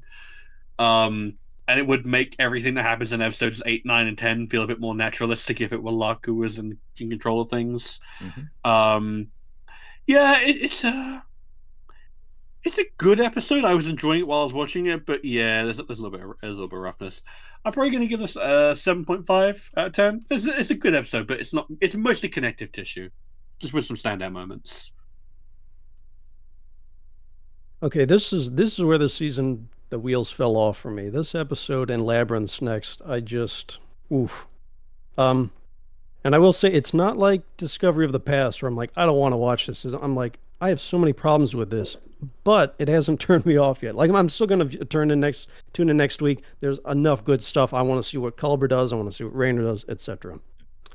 Um, I have such a long list of things I don't like. I'm gonna skip most of it, but I will say Maul, big problem. We're gonna discuss our escape plan in front of two armed security guards and then execute it flawlessly. It's like, Yeah. come on. All right, but I've harped on that. I'm gonna be a little rough on my star pupil Rayner because was the one moment of the season that I didn't like from him. Burnham comes to him. She knows he has this information on the Breen, and she says, "Okay, tell me what you know. I need to know this. They're coming in 1 hour. You know that's the time scale." And the first thing he says is, "Well, I don't like to talk about it." I'm like, "All right, I get it. I get it. We all have trauma, but Johnny you're the man who Tight-Lips. gets things done. You're the one who ruffles feathers because you got to get the job done." And for the first thing for him to say is, "I don't like to talk about it." I'm like, "Bro, we got 1 hour. We need to know what the Breen are going to do." So I would rewrite it. Have her ask him, and he just freezes. He doesn't say anything. She prods him, maybe she puts a hand on him, and that jolts him out of it. And you could act it out so that you see it bothers him, but he knows he has to push through it for this particular point in time. So I would have rejiggered that, and that's like my 10th thing that I had an issue with. It's not a big deal, but I love Rayner so much. I wish they could have handled that better. The one thing, there were a couple of things that I liked. Reno, you mentioned earlier, Reno was the highlight for me. And when we're talking about books, I flash back to Strange New Worlds season 2, episode 2, Tomorrow and Tomorrow and Tomorrow, where she's like Pelia is like this rare collector. And Reno is, of course, she's Pelia, basically. She's wise, she's seasoned, she doesn't give a crap, she's funny, she's a pseudo counselor for the crew. And I'm like, you know what? Reno is, I don't want to say she's so much better than Pelia, but if they just redid Reno for Pelia, like I'd be on board. She hits all the notes, all the flavor that we kind of want from Pelia, that we haven't quite gotten yet. So, she's fantastic the whole season, the whole series through. So that's awesome. And since I'm gonna give this a 2 out of 10, I'm gonna throw in the other thing that I liked about this episode. The sequence, and I forget who the director was, I'll look it up later, but the sequence of Booker getting these telepathic impressions from the library card, they do these extreme close-ups on his face and like zooms and pivots, and I'm like, okay, this is sort of conveying what he's feeling, and I like that sequence there. So, but overall, this was not, the meat of it being Maul and her shenanigans just took me out of it. Any thoughts on Erica before we continue? Very comprehensive. The library episode, clad in royal red, entitled Would you Labyrinth. like the average? Would you like the average for the episode? Yes, because I always forget that, Yeah, please. no, the average for that episode 5.3. So we're definitely hitting a middling wave. Okay. On to Labyrinths. When Captain Burnham is trapped with a mindscape designed to test her worthiness to retrieve the progenitor's powerful technology, Booker, Rayner, and the crew of the Discovery must hold off the Breen long enough for her to escape. This is one of the more memorable episodes to me, partly because of the great set design. So, Idle, what worked for you and what didn't work? Well, it wasn't actually, fun fact, it wasn't actually set design. They actually went to some famous library somewhere and did a little bit of dressing on the outside. So it was an actual real world location that you can go and visit. So yeah, that's probably what gives that a little bit more gravitas.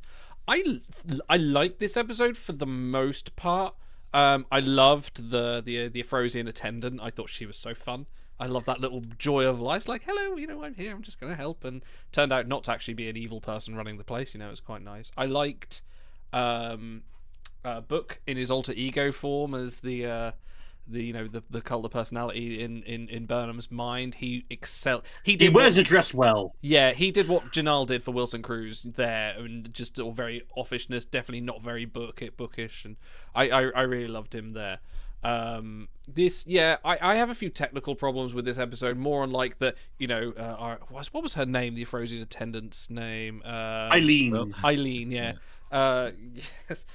Irel, Irel. I think, is the one you're thinking of. Yeah.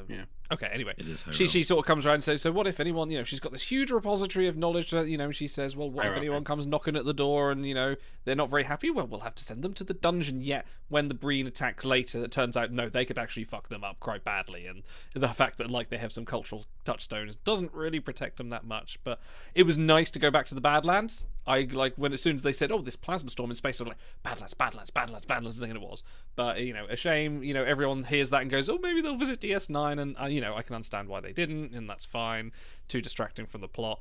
I liked the journey Burnham went through. I thought that was fun. I loved Commander Reese getting a kick-ass action moment. He had his Hikaru Sulu moment in the chair, and I'm like, yes, please go and take control of the NX, the USS Excelsior X or whatever it is in the future. You're a captain. Like he was in command. It's like the most I've seen one of these side characters be a badass, and that was great. Overall, I'm probably going to be the lone one here, but I really enjoyed it. I'm going to go for it. I'm going to go for a 7.5. I'm going to go up there. I enjoyed it. A few technical problems. I didn't like Mol at the end just taking control of the Breen Imperium, or at least this faction. She just kills one guy and like, yeah, remember the dead guy, and they're like, yeah, what's going on? Okay, she's in command, fine. The human girl, all right, fine. That was a bit like, okay, fine. Got to speed the plot along. This is the one where we get the we get our Borg queen. I mean our Breen queen, right? So yeah, there's a lot of parallels now at this point with Discovery season 5 and Picard season 3, but we'll look past that. I happen to know that the librarian's name is Hyrel because it's very close to Hyrule, and she looks very close to Princess Zelda. And I'm going to keep harping on this assembling the Triforce thing. We're almost there, folks, but man, oh man. This epic quest is coming to a close, and I think this is where we get our last piece, right? So, I appreciate them taking the time to slow down a bit at this point in the game. We're almost to the end. Let's savor it a little bit. Let's do some exploration of I'm ready now for Booker and Burnham. At the beginning of the season, they threw a couple of breadcrumbs in there. Took a little bit of time, and the season, I guess, needed to start off on that foot to set expectations. We got a little bit of a redo when we were doing the time travel episode where they had a nice scene together, and now we get to see them interacting in a very unique way. The bone I have to pick with this is the setting. So we have an archive, and the archive is painted as a library. The archive is meant to house all manners of museum grade ephemera from various cultures, but all we really see are books. So instead of solving the episode by finding some sort of research-based way to draw all these different cultures together to find the commonality, and if that wouldn't make great TV, by the way, I'm not advocating for this solution, but when the solution is you're sitting in the middle of the library, all the lights go off, you ignore everything else, and now let's just think about thinking and see what kind of things we can pull up. And oh yeah, I had this realization about myself, I'm going to talk to you about it. It's like it's a therapy session in the middle of a library, and it just seems out of place and didn't really make a lot of sense to me. So I have to ding it for that. I know Otto, you have a personal connection to a library, and as do I, and so it just seemed to kind of poorly advocate for the people who guard knowledge, and then to completely ignore it. And in the end, it's your own personal internal knowledge, which is what's most important. Maybe you could call the whole setting a red herring, but it just didn't seem to really line up for me. But it is I'll say it is a memorable episode. The character of Hyrel is noteworthy. She gets a lot of screen time in this episode, and at first I thought maybe she was a little bit too Valley Girl for me. But really, the way that she held her own in the face of the Breen was comical, and she was there for a little bit of comic relief, and that's fine. I think it all actually came together. I think they did a fine job here, just taking a break and really letting the tension build at the precipice of what's going to be we all know it's going to be a big battle and the big payoff. But this is coming right after another bridge episode. The thing where here's the thing that really gets. I'm going to go another minute here. I'm sorry, guys. The thing that really gets me is how Mole just kind of happenstance kind of fell into being the Breen Queen. And so I thought to myself, she was painted as such a competent and well-planned individual initially. What if this was her plan all along? It would have really been a great payoff if we found out that, she was initially using Locke, but then fell in love with him on the way. That would make sense. If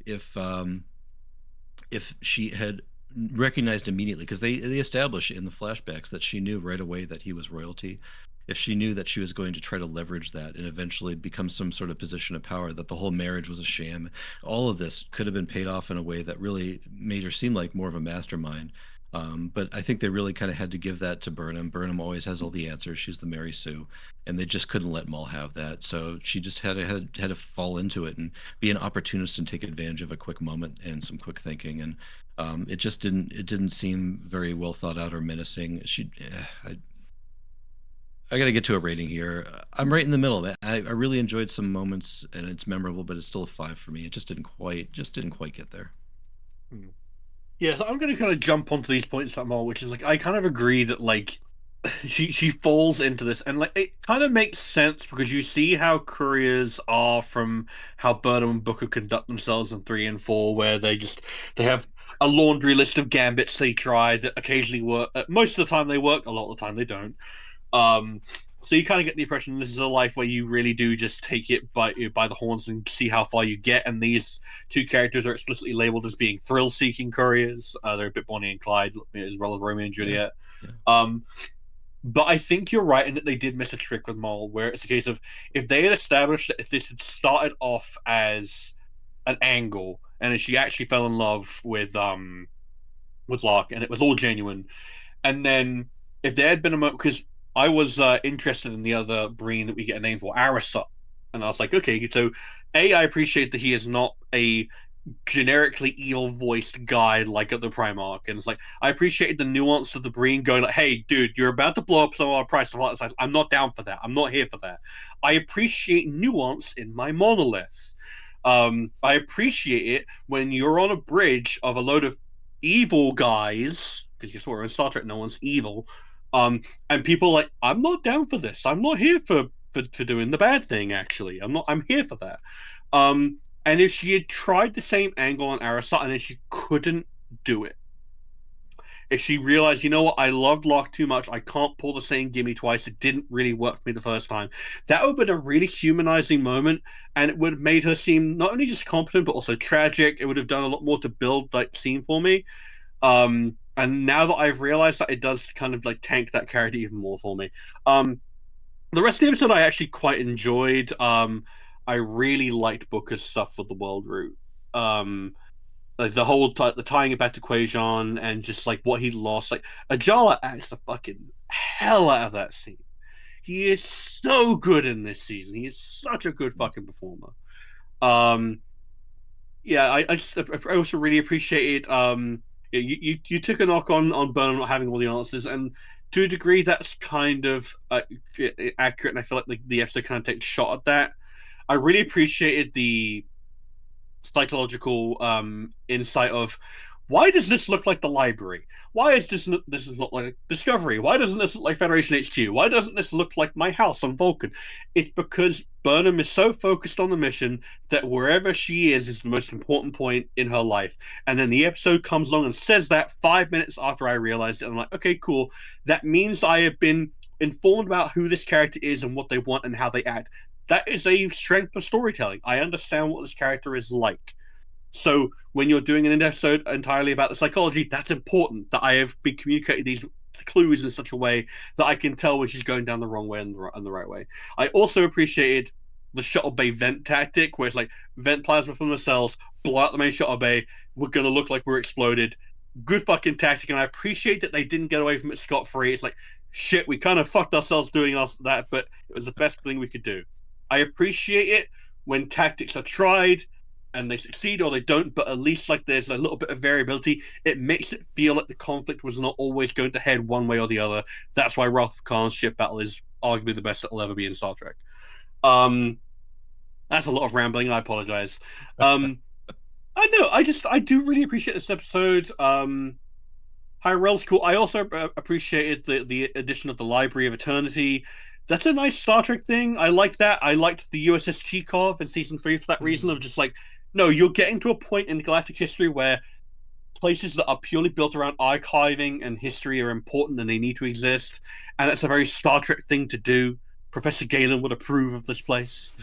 And I liked the romanticism of you can take the world group, it's yours. You're one of the last Quajon. You can, but so long as you come back and tell us about what you did with it, and then that becomes part of the story. That's a nice bit of. I appreciate that part of the lore. I don't know, but yeah, like the whole mole thing just doesn't really work for me, especially since we've now gone over how that could have been better handled. I'm going to give this a 7 out of 10. It's not great, but I felt like it is good. I did enjoy it. I was having a good time with it. I love you Otto. guys. Brace yourself. All right. Yeah, no, I was hoping that you wouldn't stop talking so I didn't have to say negative things about Discovery, because I really am enjoying this season. All right. What worked for me, the first thing I jotted down, A with a bullet, was recent command. And not only did he do a competent job, but then they call back that later. I think it's Burnham who says, yeah, whatever you did with the shields earlier while you were in charge, is going to help us out now. So they gave him, a token and a half moment, I would say, because he gets to be in command, but then, what he did serve them later on. The world route stuff, it's interesting because I kind of like the way they handled it, but I was also thinking he might refuse it because, as a remnant, maybe you want to keep that where it can be respected and treasured and studied by other people, If he takes that, then who else can go to this library and learn about Quajon and see that? So I think the implication was he was going to plant it somewhere, and it was going to. Well, right, and they said that, but I mean, it's just something that, if I go to a library, I wouldn't want to take things permanently. I would want other people to learn about them too, and they can learn about Quajon in other ways, but. So I do want to comment that point because I feel like there is a bit of context to that moment in season 4 that you haven't seen season 4, right? No, not all of it, no. Yeah, so like there's the whole thing with taking a piece of the world route and having it in the necklace around his neck, which he is wearing in the season, and you carry a piece of Quajon with you. So I feel like there's a bit of precedent in their culture for taking things like this with you and carrying it with you. So I feel like it didn't bother me, but I can see your point about why. Well, I didn't dislike it at all. I just thought it kind of subverted my expectations of what I might do in that situation. Yeah. All right. I'm going to skip most of the laundry list of the bed, but I want to call out honorable mention. Burnham slowly waddling on her tippy toes, carrying this never-ending bucket of sand. There's like really tense, dramatic music in the background. I'm like, this is hilarious, and I don't think it's landing the way that they wanted it to land. So I just got to call it out. All right, so this was their homage to, and I don't have proof, but I'm going to present my evidence. Yeah. This is their homage to the Inner Light. A nucleonic beam from alien tech tunnels into Picard/Burnham, knocks them out, and then takes them on a journey of discovery. And nucleonic beam, like as soon as I heard that, I'm like, oh, Inner Light, because they only reference that twice in all of Star Trek. And the Discovery guys know their lore. When they reference something, it's with a purpose. And, with all the TNG parallels, I think I was talking with Stars yesterday, and I listed a couple other things. So I believe this is their attempt at the Inner Light. The two tent poles of the Inner Light, which I love, which make it a great episode. Number one, we learn about an alien culture. We learn about Resic, the Resicans, and it's a great parallel to NASA, the Voyager 1 and 2 probes. We don't want to be forgotten. We're sending a piece of ourselves out into interstellar void, and we hope you'll learn about us and remember us in the way we were. And I love that. The second part of the Inner Light that I like is we get to see something new and fresh from Picard. His road's not traveled. We see him as a husband. We see him as a father to a young girl, a father to a young boy, and he treats both of them differently. We see him as just a citizen of a cooperative. And, you think about family, where he was real tempted to take that job on Earth, on home soil. And, part of that is because of his experience with Locutus, but part of that is because he's been in space for a long time and he's intrigued by that idea. We get to see all of these great things from him. Now, if this is the parallel episode, we don't really learn about an alien culture in when she's being tunneled into. Instead of a great representative, maybe we get Janal Bix. Maybe we learn about the Betazoids a little more in the Trill. Instead, we get Booker in Dragon Ball Z shoulder pads, and I'm like, missed opportunity here to have a little more cultural interchange. And then the second point is we don't learn about the roads not traveled. We learn about the roads that have already been traveled with her. And I have this line from Stars in one of our previous watch-alongs that's burned into my head. And he said, because if Michael Burnham is not right, what is she? And that's what she talks about, is her fear of failure, which has already happened. And she tunnels down on these failures that have already happened. And she becomes more... can't think of the word right now, more disappointed and distraught, and she gives up at the end of this road of self-discovery. The lights dim. Oh no, I'm running out of time and options.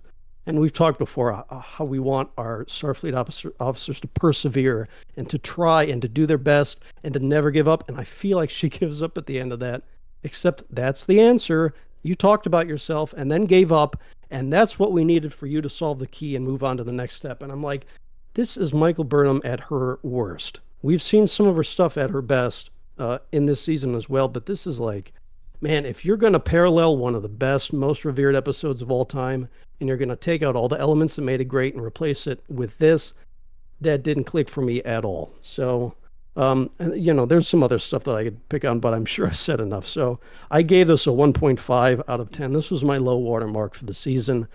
And it does improve from here. So... let's get to that, unless someone has something else to say about Labyrinths. I do have to kind of pick on the point of, I don't think that she loses. I think it's more of a case of Burnham as a character is, as I say, if she's defined by, if I'm not right, if I'm not succeeding, if I'm not, fighting the imposter syndrome that's fought with me my entire life, then what am I? And she wins not by giving up, by admitting that that's what she is and that she needs to overcome that, and that's the key to her growth. And that she needs to be more open with Book and realize that she's allowed to fail, not necessarily that she does fail. And I feel like that's a distinction. Well, I don't know. My thoughts on this are a little bit more nebulous on this, but I had the thought this season, and this is not like a joke, I'm not nitpicking, they could title this Star Trek Self-Discovery, and a lot of the relationships in this season are about learning about ourselves. A lot of the romantic relationships are kind of self-contained, how do you feel about me and me about you kind of thing. There's no greater morality play. There's no... I think probably Saru and Tarina integrate that best, where they say, okay, how can we build our relationship like in an ethical way? Because I have to deal with my work. How can we make that work with my role as president? So, I just feel like that's too self-contained, too much about Burnham in that moment. I would have liked to see some interchange. We're in a library. I want to learn about other races and other people. And it was, it was that. So, but no, I take your point. I haven't had time to kind of put together because I watched these like 2 days ago or whatever. So, but your point's well taken. Okay, episode, what are we on now? Number 8? Number 9. No, number 9. Oh, nearly there. A mysterious structure that contains the progenitor's power. Captain Burnham must lead a covert mission to retrieve it before the Breen figure out how to use it. Captain Idle, I forgot to ask you what we rated Labyrinth on average. 5.3, exactly the same as episode 7. Okay, so you kick us off with Lagrange Point.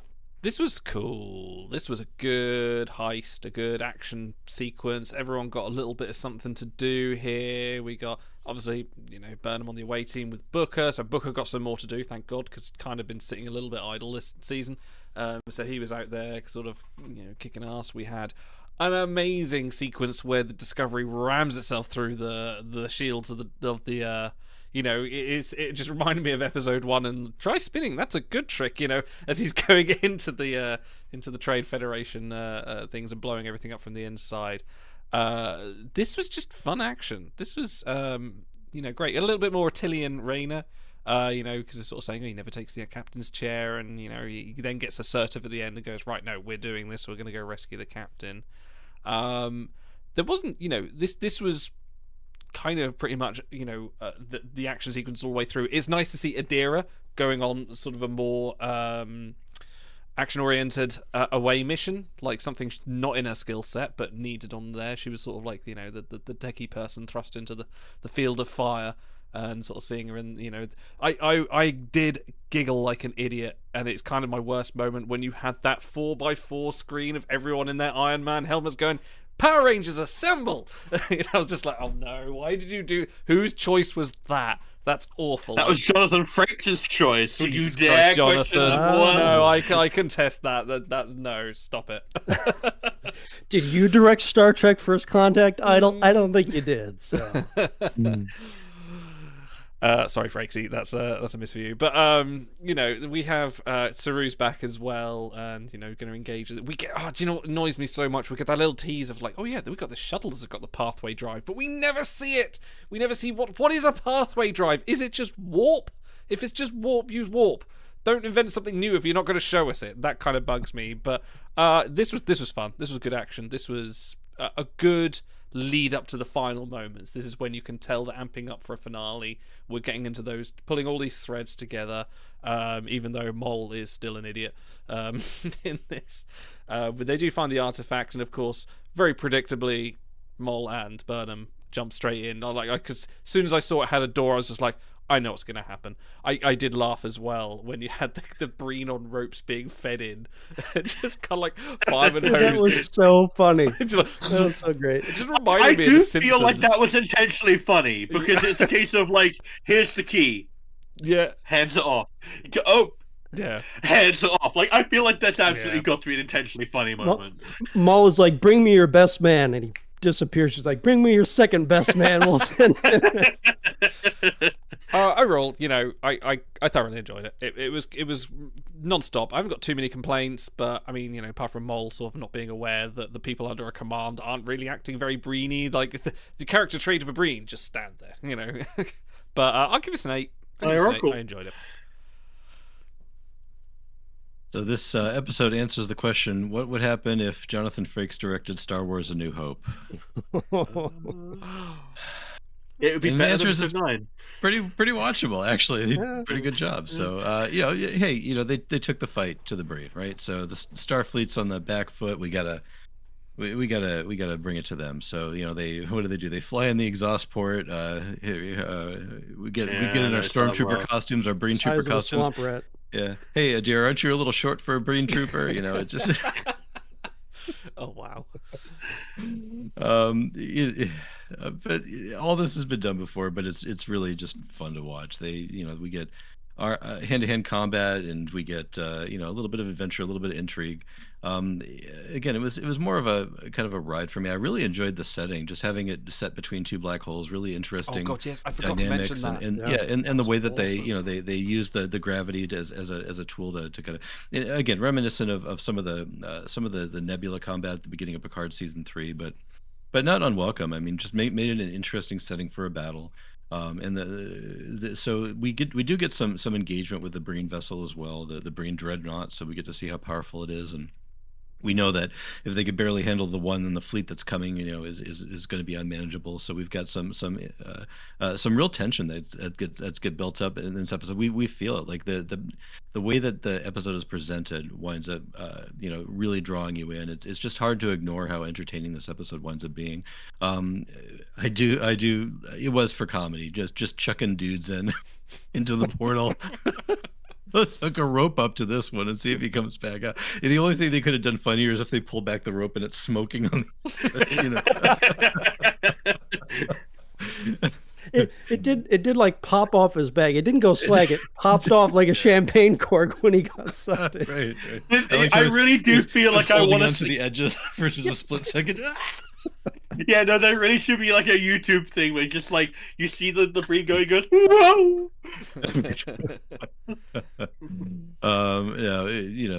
I got to relax a little bit here and just watch everybody do the job that they have been set up for the entire season. Do it well. Everybody got a chance to really shine here and have some fun things to do.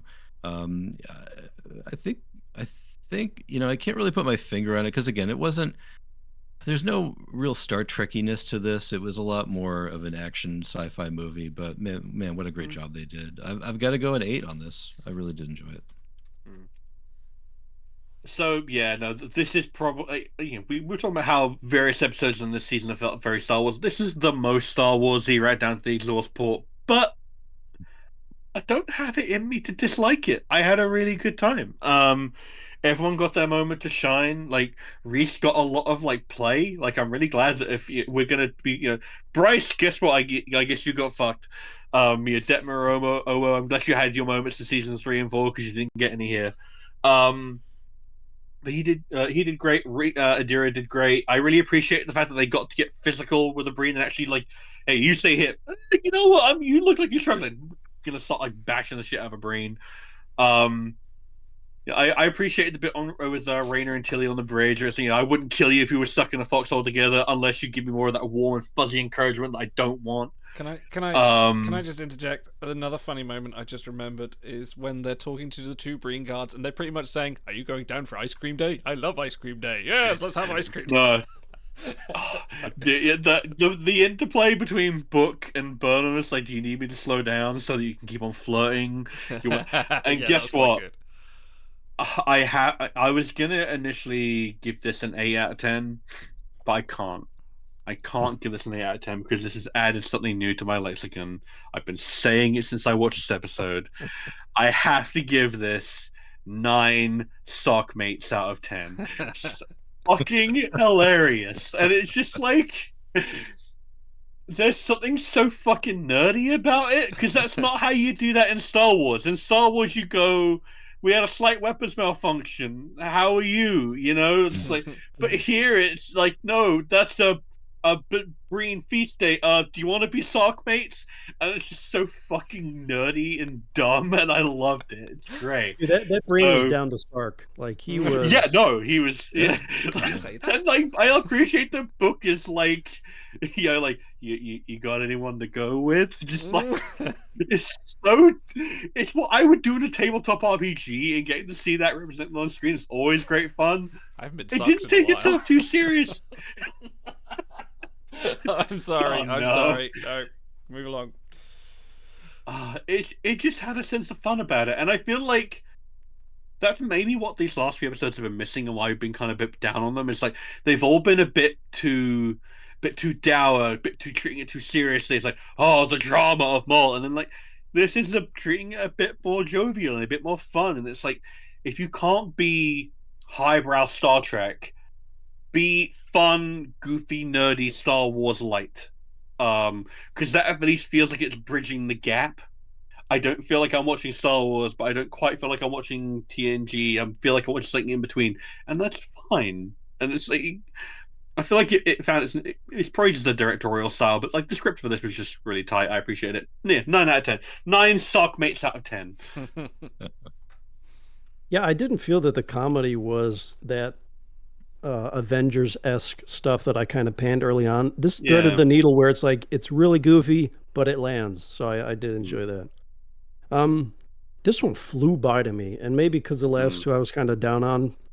But I was watching on Paramount Plus, and it doesn't always tell you, you get a commercial, you don't know if there's going to be another scene or not, and it came back and the credits roll. I'm like, damn, that was fast. Burnham and Booker were really good together in this. The arguing, shoving match gimmick in front of the guards so they can knock about. I'm this is the most tired trope in the universe, but it's entertaining to watch. And then when he's flirting with the Breen and she's egging him on, I'm this is all right. Dude, if you gave me 5 seasons of this, yeehaw, let's go. Right. And Burnham is at her best when she's with, a presence, a more restrained presence that balances her out. And those two are really good together. I can't think of too many scenes where they're together where I'm oh, I don't like Burnham in this. So, he's a great compliment, and she really matches. I didn't mention it really in this watch along, but there were some, or in this review, there were some episodes early on where she wasn't matching the energy. They'd be at a 4, she'd be raising her voice at an 8, and I'm But when she's with Booker, she's always good. So I really love that. My one big complaint And it was the third and final time I shrieked at the screen. They didn't have a big build-up before they beamed over, but they had, like 5-10 minutes or whatever. They beam over instantly, big issue, the four of them being over. They couldn't quite get the coordinates right. They have to bluff their way past the guards. All right, everyone's on high alert. Let's go get this plan laid out. Let's get it done. But wait, I have to pull Booker aside and tell him how much I love him and my feelings for him while we're inside these Breen suits and the place is being swarmed with drones. I mean, Breen. And it's like, this is not the time. I'm like, so, that really took me out of the moment. I'm like, don't do this. But yeah, it was a lot of fun overall, and I'll match the 8. I thought it was a great bounce back from some episodes that I didn't enjoy, and it had me really excited for the finale. Yes, good. Well, on that was a 8.3 average for Lagrange points.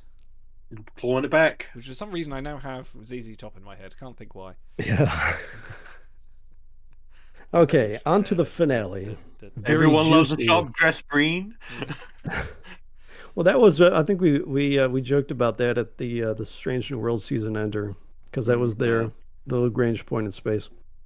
All right, episode 10, Life Itself series finale.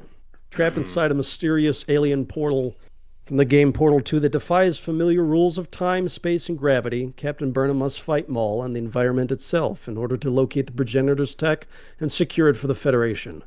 Meanwhile, Booker puts himself in harm's way to help Burnham survive, and Raynor leads the Discovery in an epic winner-takes-all battle against Breen forces. Idle, you were a little bit down on the finale from what I heard in Discord. This surprised me a little bit, so... Right, so... I got to take this in two parts because there's essentially is two finales. This is the finale for the season, the finale for the show. I'm going to kind of address those separately. I'm going to talk about the finale for the season first, which is sort of the crux of the conflict. I really enjoyed a lot of that. I really enjoyed like the progenitors area. They're hopping between worlds, they're hopping between different portals, and there's this. Even though Mol is not that great bad guy, the fight between her and Burnham as they're tripping between dimensions is really cool. I really enjoyed that, especially when they're stuck on the windy planet and they're like trying to literally fight the elements and fight each other at the same time. I thought that was great. I thought the chats with the progenitor and sort of like Burnham's unloading the Prothean artifact into her mind. Sorry, more Mass Effect references. As she takes on life itself, was great. I loved the solution to the fight between Discovery and the Breen warship, how they actually do a reverse spore drive and warp it away into another part of the dimension. I thought that was so cool. And we got a source of separation. Like, who doesn't love a source of separation? It was completely underplayed. Sorry, if I can just cut in a second. You ever watch cartoons where someone's getting like sucked down a shower drain or whatever, that's blown but down. They're so fat they like clog it and then they go bloop, and they finally get sucked through. That's what it was like trying to warp away this massive dreadnought. Like it's spinning and it's glowing, and I'm like, are they going to do it? And then it goes pop and it disappears. No, that was great. I really loved that. I loved pretty much anything leading up to that. The points where it lets it down for me, and then this is again, I'm talking about the series finale, not the whole season. The season finale, not the whole series. Burnham the Mol sits in front of the puzzle, and literally the solution to all of life itself, all these emotional journeys, all these things they've learned, is just a few triangles in the right shape. Put it in the wrong shape, she starts freaking out. But Burnham works it out. She goes, you've got to work out, the clue that I got was that it's around the outside, so let's do it like that. Now I have the life universe and everything. I have the keys to the universe. There was just all a weird triangle puzzle. I was a bit like, really? That's it?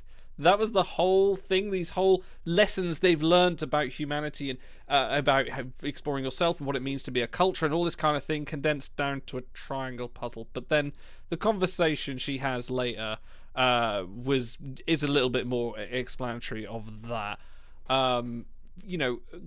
Action scenes aside, which were all awesome, when it comes down to it, and once they've dealt with Maul, who in the end was just they have a fight and then they agree, should we just be friends now? Okay. Can we save Locke? No. Oh well. That's Locke and Maul's storyline went from they're interesting to then now it's just what was the point? And going from that to then Burnham, they're talking at the end, what should we do with this technology? We now have the keys to the kingdom. I just throw it into black hole. And I'm like, I felt Stamets. I felt Stamets in that moment. You went, "Are you fucking kidding me? We have literally the keys to the kingdom here," or at least from scientific discovery. I was thinking in my head, I was just like, they could, obviously they're not going to suddenly Federation become this galaxy-wide transformative entity that big like the Progenitors start seeding life everywhere. But I thought, just throwing it into a black hole. The Progenitor lady's just standing there, like, Burnham will be back in a minute. Wait, why is everything turning into spaghetti? It just felt like it's just a bit like and it's gone.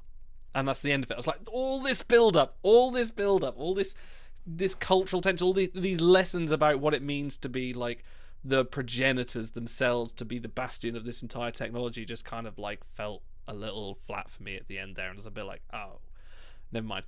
Now, coming on to the whole series finale. Admiral Burnham's cool.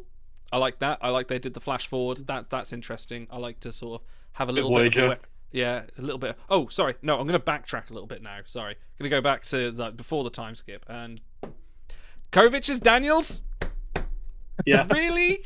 Oh, I love that. I'm not so sure. I was so happy about that. I need to digest on that a little bit. Maybe. I don't know. I'm half and half on shameless plugs just to get people to do the member berries. That was okay. Anyway, so yeah, Admiral Burnham is cool. The fact that that makes sense. She's been there a while, obviously, and her and Book having their own little house, being married, have a son who's being a captain. That was all quite cool. The thing that gets me with that whole sequence, there's two things that get me with that. One is, where the fuck is everyone else? Like, okay, I get that they had to rush the finale, but you could have had more mentions. Like, they casually mentioned, oh, did you know Tilly's been serving the longest in Starfleet Academy for 80,000 years or something like that? That's great. Right, what about Stamets? What about Culber? What about, Detmer? What about Oo? What about Reese? Where the fuck are they? Like, you at least do a little bit of throwaway line, or have a screen on in the background that people can zoom in on and go, oh, right, this is where they're all positioned now. And I get that they had their big sort of hug at the end, where everyone was there and they're sort of reliving that memory, but it just felt to me like a lot of the cast just got thrown. Saru, for instance, whether he, you're not going to get Doug Jones in the makeup, but it could have been a call. It could have been a call to Saru to say like, oh, hey, you're now like president of Navarre or something like that, or chilling out with your little Kelpie and Vulcan babies on some backwater planet, something like that. I needed more closure on this group of characters that I'd grown to love over these years. The other thing was, I didn't like that they ended the series just to rectify a short trek that not many people had watched. So for people that hadn't watched Calypso, which is brilliant, I love Calypso, but wait, for viewers, can you give a real brief synopsis of what that short trek was about? So Calypso is basically, the Discovery is abandoned somewhere on the edge of the space, many thousands of years in the future. It's indeterminate, gets boarded by a man called Kraft, who interacts with Zora. And they have a sort of a brief conversation. He inhabits it, and then she goes, yes, I'm waiting for the crew to return, and he ends up just leaving, and she remains there still waiting for the crew to return. The fact that they tried to, the part where they fall in love, and that as well, yeah, they have a little bit of a little romantic interaction and things like that, which is great. It's a really good short trek. Everyone should watch it.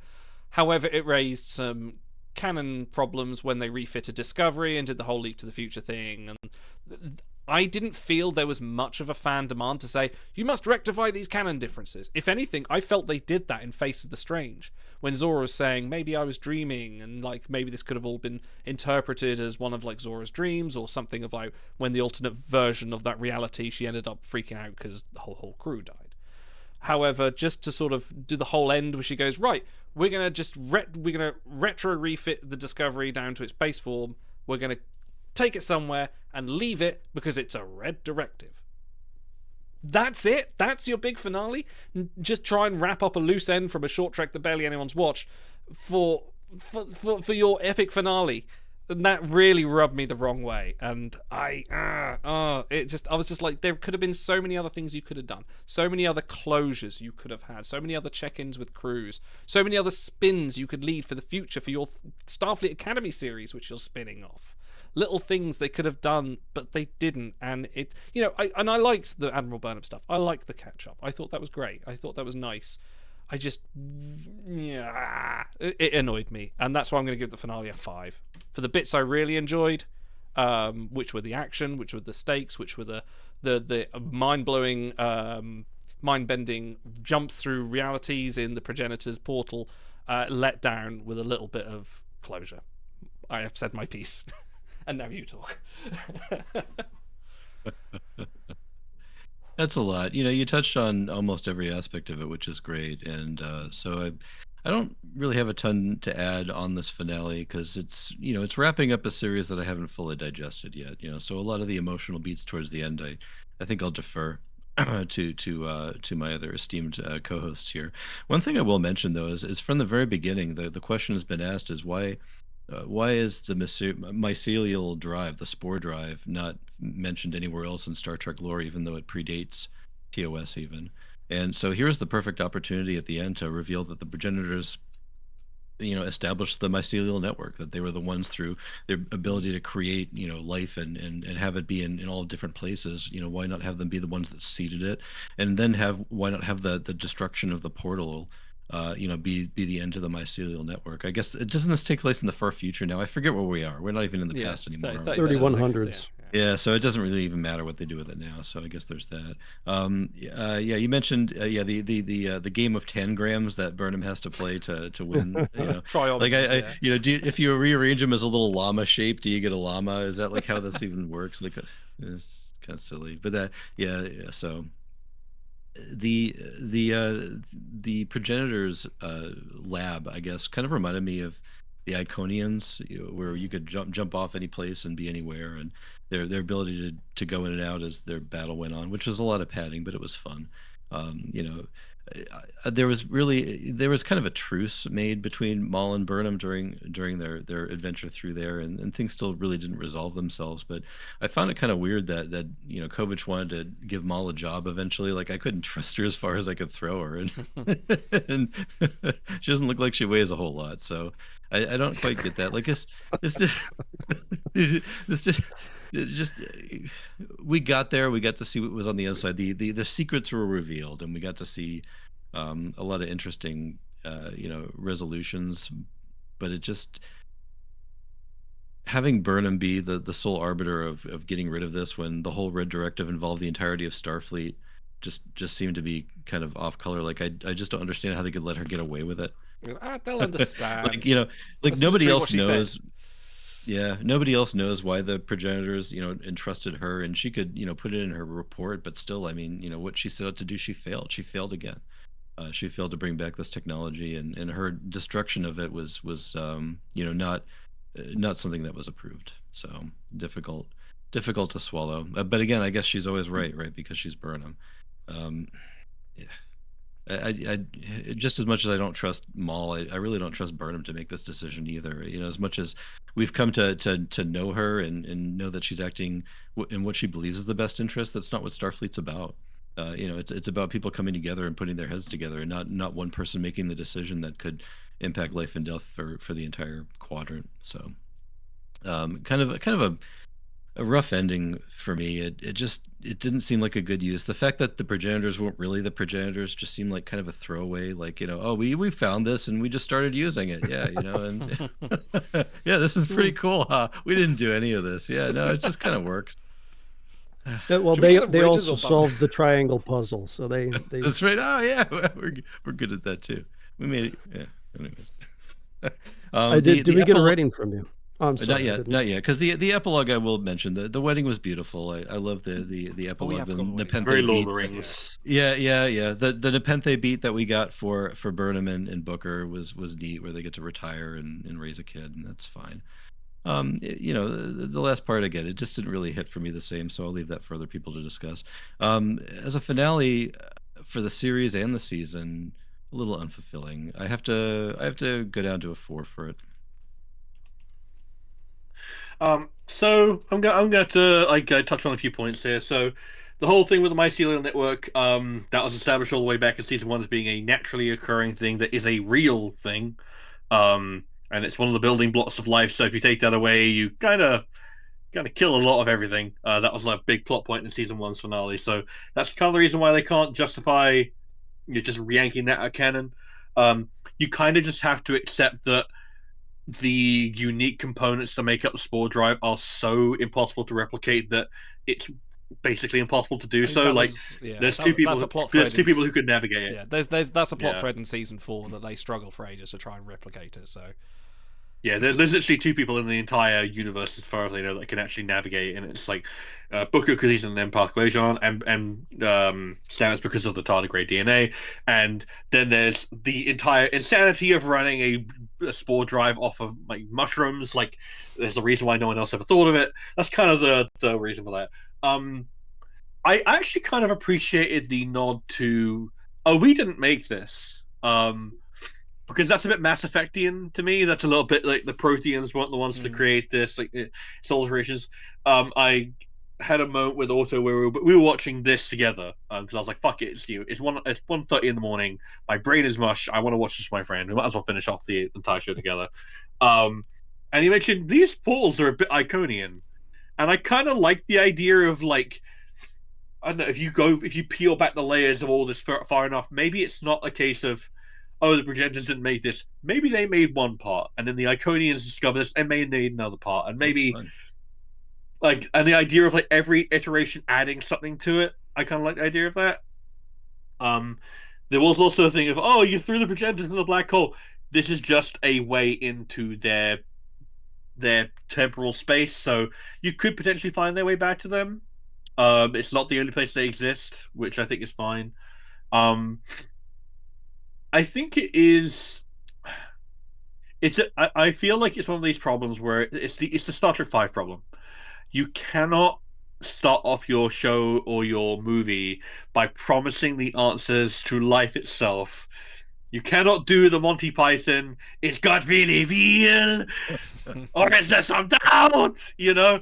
Well, tonight we're all going to find out, right? You're inevitably going to end up disappointed because they're not going to give you the answer to life in a TV show or a movie. So you have to look for the individual answer. And the answer to life and the universe and everything is not 42. It's slow down, take the moments where they come, find the person that you love, and just live life itself. That's why it's the title of the episode. And I feel like that's fine. It's a little bit of a fortune cookie ending. But I did appreciate the Progenitor kind of just going, this is going to take some time. I'm glad you found your way to me. I like to imagine that if Burnham had managed to solve the problem, but it's still been a complete dick, if she had reassembled the base and was like, oh, now I can use this to rule the galaxy, the Progenitor would have been like, oh. And then she would have like tapped her and she would have Indiana Jones on the Last Crusade into dust. I like to imagine that's what would have happened. Like, that's how I kind of make sense in my head. But I feel like it's one of those things where you have to accept that, yeah, this is a tool that is too powerful for any one person to have. I feel like they've done a few episodes in TNG where they come to that exact conclusion. And yeah, I wouldn't trust anyone with this power. I feel like Burnham doesn't trust herself. Burnham wouldn't trust anyone. I wouldn't trust anyone with this power. This is ridiculous. This is like the idea of the power of life and death. No, throw that in a black hole. No one can be trusted with that. I don't trust the Progenitors with that. I don't know that they made the right call. But the idea that also by the Progenitors making the same choice of, you passed us by. There's no point for us to keep on making life. You're there. You're doing your thing. We got to meet you. That's pretty cool. And there's a whole I feel like there's a whole theme here about being surpassed by your own creation, about being outdone by the next generation and allowing it to happen. I don't know. I was fine with it as a season finale. I was happy with how it all tied up, relatively speaking. Now the show finale, yeah, that's a bit more of a sticky wicket. That being said, throughout all of this, I was like, okay, cool. So what this actually is we're writing off Burnham because we know that Sonequa Martin Green isn't interested in coming back to Starfleet Academy, but all the other characters potentially are, so we're leaving it open for them. That's what I interpreted that as. That's partly a case of the scheduling conflicts. Burnham was coming back. She was basically taking the ship out there with a crew, and then they were all coming back. No, that's the thing. I'm talking about like the actual season finale. Oh, okay. Of right. just Yeah, before of like, we why time do we jump see? forward. Yeah. Oh, Yeah. right. No. So what I'm saying is like the whole season, like the whole like show finale, rather, my mistake, Yeah. with like Burnham and tying up only her story is A, scheduling. We can't get everyone back on short notice. Which we're going to get into my worst moment, the moment where the episode completely lost me, and I was like, really, was the stock photo. Everyone's so happy on the bridge. God. Like, I hated that. I fucking hated that. Like, it really did feel like Burnham laughing with salad, just like, but like, the stock photo version of an emotional resolution. Do you want Just to like, know what makes that even funnier? Is because Wilson Cruz couldn't actually make that, so that is pretty much Yeah. a stock photo of him or some footage that had to be superimposed. I'm not surprised. So I'm not does this surprised. prove that Discovery was all in Burnham's mind the entire time, and she wasn't? Sorry. Yeah, it was because it's so phony because we've already seen this moment done better in season 4 and in season 5 when you have like the opening receptions about Starfleet Academy and about scientific luminary, my legacy. It's like these moments have been done better, and now you're giving me the stock photo version of it, and it feels so hollow. I would rather they hadn't bothered. Yeah, and it's one of those things where it's like I'm fine with it because I'm confident we're going to get a resolution on what happened with Tilly, with Culber, with Stamets, with Adira, with all these characters in Academy, and the reason why they tied up just like Burnham was because A, SMG isn't coming back, and B, she's the only one we could get back. So I feel like that's fine. Yeah, I wasn't massively satisfied with it. The whole idea of tying it into the short trek, I was like, this feels unnecessary. This feels like you're leaving a plot thread that no one really is going to care to resolve because Calypso always felt like it was meant to be more of a metaphor or more of a legend or a myth. I never really took it as hard canon. And they apparently decided, no, it is hard canon. I'm like, okay, that's a weird way to take this solution. It was but the way whatever. Burnham says, I've heard of this name, Craft. It was just like, no, Yeah, a little bit. that rubbed me up. It was a little bit MCU movie. It was a little bit, I'm here to talk to you about the Avengers Initiative, which I already mentioned with the whole Infinity Rim thing. Yeah. Aren't they the I series also though, agree that with kind Dan. of? Aren't they the series that kind of folded the animated series into canon though? Lower Decks did that, Yeah, I Lower think, Decks did that, first. I think. Or was it? Oh, no, it was actually Discovery first because they did the whole Alice in Wonderland backstory, which was only for... okay. That's yeah. what I thought. Oh, yeah, you're right, actually, yeah. But yeah, yeah, the whole thing with, like, the Red Directive...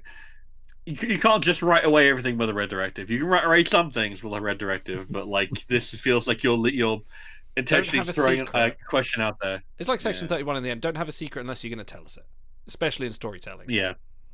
Especially in Star Trek, where I mentioned, it's like, that's the reason why I'm fine with the Breen reveal and what we can see. I want to know. And I'm sure maybe that'll get picked up in another 20 years when we got Discovery nostalgia, but, it just wasn't necessary. For a Discovery show tie-up, I would have rather seen something else. Or I would have rather just stopped on the beach with Booker and Burnham and left there. Like, the stuff with the flashboard and the Admiral, like, fine. But I felt there's enough promise and enough of a tie-up with the wedding, everyone's happy, and Burnham and Booker are going to give it another shot. That would be fine by me. That's a bit more all good things. That's a nice, neat little tie-up. The Calypso tie-in was not needed.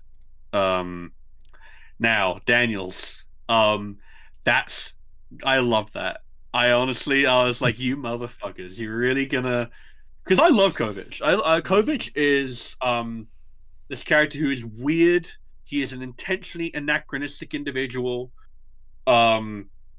He's helpful, but he's a little bit sinister. He's not malevolent because he's Here's my always problem. helpful. Yeah. Why can't they let Kovic stand on his own? Like, just have Kovic be Kovic and be that cool character. For them to suddenly go, like, because he's here's the Daniels, thing. kind of robs him a little bit of this mystery. No. And I liked the mystery. No, here's the thing. Here's the thing. I disagree with you entirely because I hated Daniels. Daniels is trash. Daniels is a plot MacGuffin that makes no sense. He is not a character. No, so is Kovic. He does not have... No, here's the thing. Because Daniels has no personality. He's just enigmatic. But Kovic is this guy who's grown into himself. And I like to imagine that Kovic looks back at Daniels and he's like, man, why was a fucking dweeb? I'm way cooler now. I'm way more confident in myself. And he's redeemed that character Unless by Daniels tying... is future Kovic. No. You're overthinking it. Because it's like I like the idea of just like this character who spent so much of his life battling across time. His own personal timeline looks like trash, so he finds comfort in relics of the past that he can snatch because he can. Because why wouldn't you? There's a little bit of an impishness to him, but he's a fundamentally good man, and I like that. That's an interesting character to me, and I want more of Kovic. And I don't feel like the Daniels thing robs him of anything because we didn't know anything about Daniels anyway. It just makes Daniels a bit more interesting. Like, I don't feel like it robs him. I feel like it makes Daniels more interesting. I don't feel it deprives Kovic of anything. And it explains why he is the way he is. Of course he wears glasses like a dweeb. Of course he has all these, like, weird secrets. How could he not? He's a fucking temporal agent. You would have all kinds of weird bullshit going on. He probably hangs out with Gary Seven and goes golfing on the weekend. Like, God knows what he gets up to. I was fine with that. It's not a great episode on its own, and I don't feel like it hangs together. But no, I feel like I'm happier with this finale than anything else because I'm just like, anything like Discovery tie-ups will get done in comics or another show. I'm rambling. I'm sorry. I apologize. I'm gonna give this. What am I gonna give this? I'm going to give this a 7.5 out of 10. I feel like I'm reasonably happy with this. Yeah, it's not the best it could have been. But when was it ever going to be? This was a last-minute reshoot. They didn't go into the season knowing it was going to be the end. As it is, they recovered as best they could. Like, I don't know. I'm more charitable than anything else. Yeah, so Stars and I watched this for the first time together last night. So we're still unpacking it. I think you just saw him unpack it live, on screen. I gotta admit, I enjoy the texture of it rolling around in my head right now and thinking about it. This is not an Enterprise finale where you're like, oh, Yeah. And it did let me down at the end, and I'll get to that in a minute. But I'm still enjoying. I'm enjoying the feel. So this was a rewrite. And I just this last hour and a half, the episode I think was the only part that was rewritten, but we don't know exactly what was rewritten. I hope one day we'll get the script. And I was kind of having a guess at that while we were watching it, or right after it ended, because it felt to me you have this whole season build up. Okay, what's going to be this cool power, and then we get it, and it's in the palm of her hand, and our decision is to immediately throw it away. And whether the decision was right or not, it felt kind of discordant. I felt like it wasn't part of the smooth curve of the season. And so I didn't dislike it or like it, but it just felt discordant. And I wonder if that's part of what they rewrote. Two things that could have worked there. If she's going to be the chosen one to guard this, put her and Booker together. They'll ride off into the sunset, being the stewards of this powerful technology. Option two, give it to Culber and Stamets. Stamets is over the moon to be able to explore this kind of awesome power. And Culber, they lay the seeds throughout the entire season. This is his spiritual journey. What if there's something greater that I'm supposed to be doing? Those two together would make, I think, great responsible stewards for this technology. I'm also fine with it being kind of, no one should have this much power, but I feel like it just didn't fit with the flow of the season overall. So you guys mentioned the progenitor Iconian stuff. Actually, let me back up. I'm pretty sure we have a couple video game players on the writing staff. In episode 3, Janal, the cloaking beasts that fire their flechette quills, that is one for one pulled out of Horizon Zero Dawn.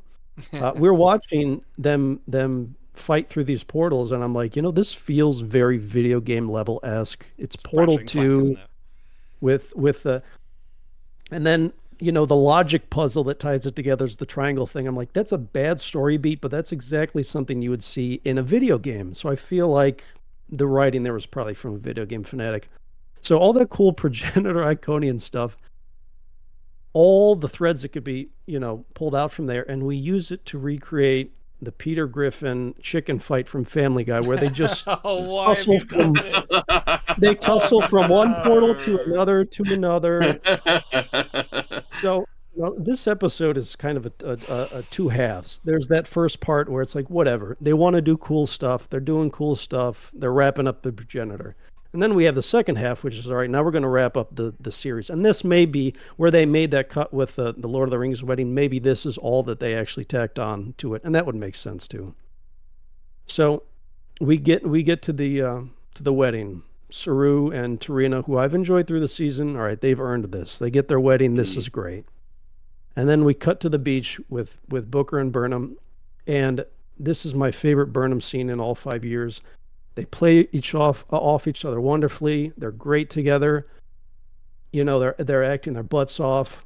I'm in love. Can we make this a throuple somehow? Can I join you in your great loving adventure? And I swear to God, guys, for the first time since this series started in 2017, I'm emotionally invested. I'm like, oh, this is beautiful. You know, at the end of the day, we're all Star Trek. We're all in the family. Bring it home, guys. This is pulling me in. I love this stuff. And you know, in my head, I'm always doing the score thing. This is 8. This is 8.5, and it's ticking up. I'm like, oh, this is so good.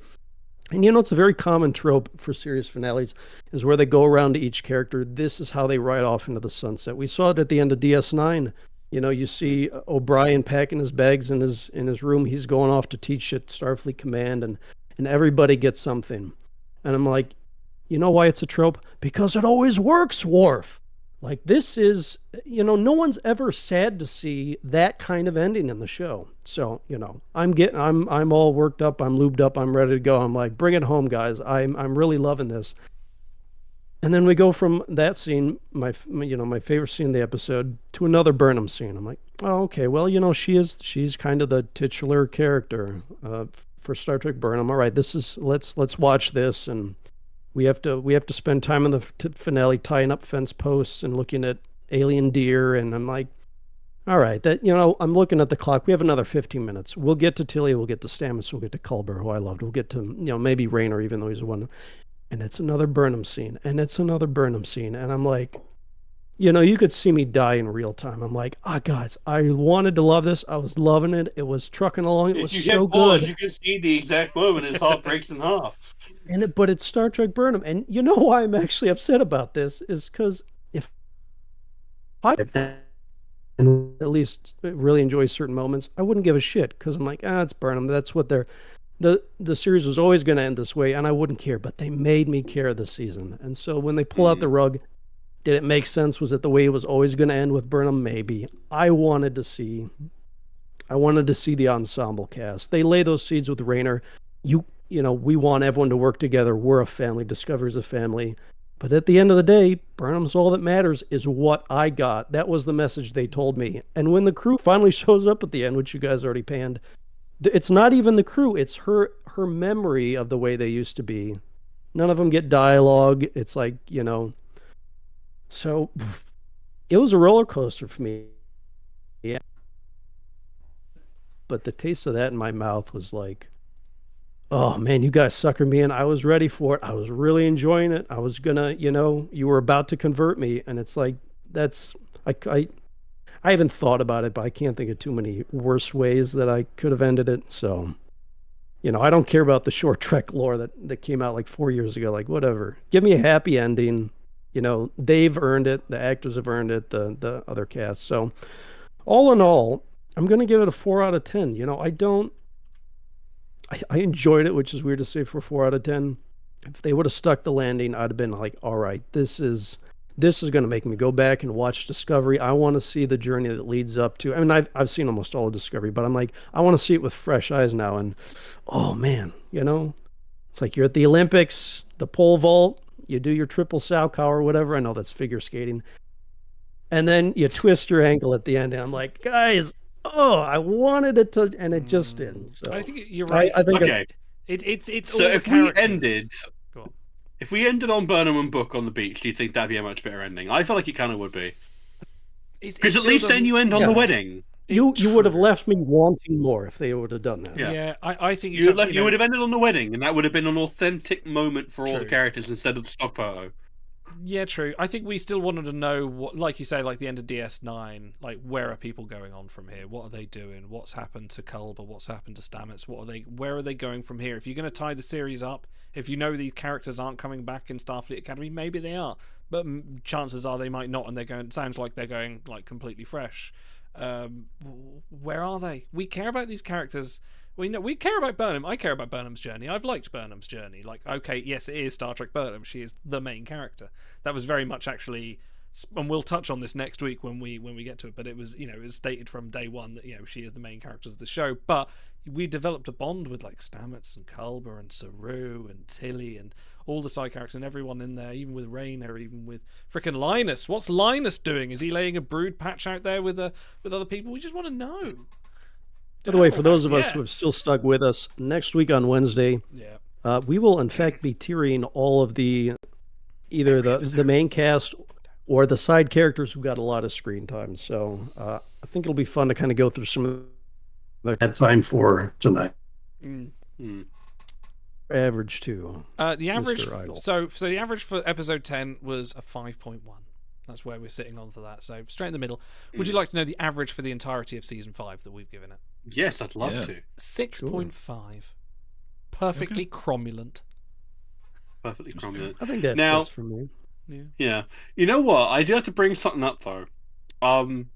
This is actually probably one of the higher watermark finales for Star Trek when you think about it.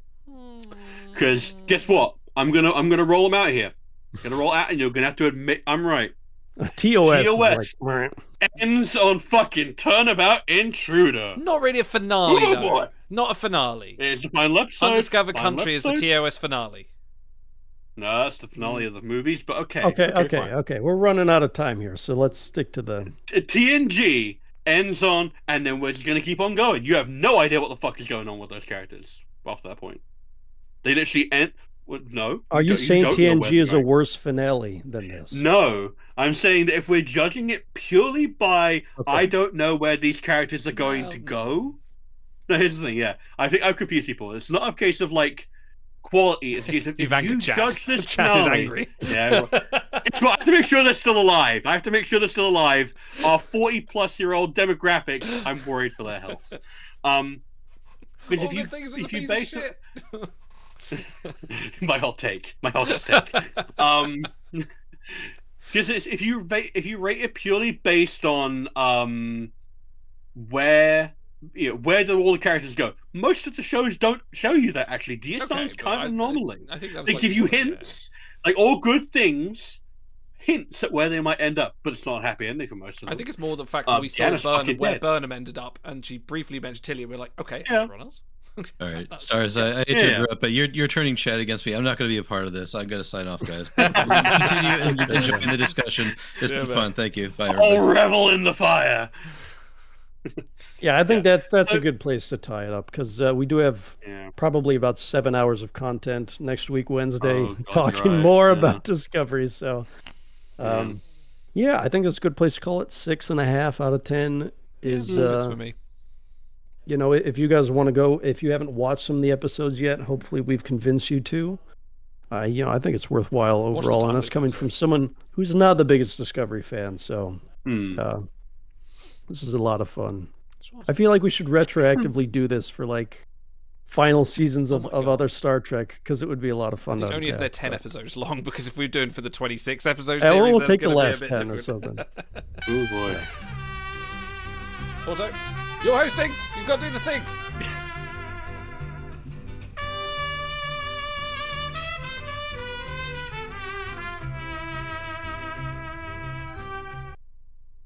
Yes, a good host doesn't talk over triggers from our subscribers who have helped raise thousands for charity. Thank you, everyone. So we'll be back next Wednesday, the 19th, to talk all things Star Trek Discovery from season 1 to 5. A lot of character arcs. Like I said, we'll be tiering individual characters, and we'll be relying on your feedback and chat for that as well. So thanks for joining us today. Looking forward to Thanks next to week. this, it's going to be nothing but people telling me my opinion about TNG or all the good things is wrong. That's right. If you want to tell Stars how wrong he is, come back next week and let him know. So To clarify, guys, just before we end, because I don't want to get any fucking angry DMs.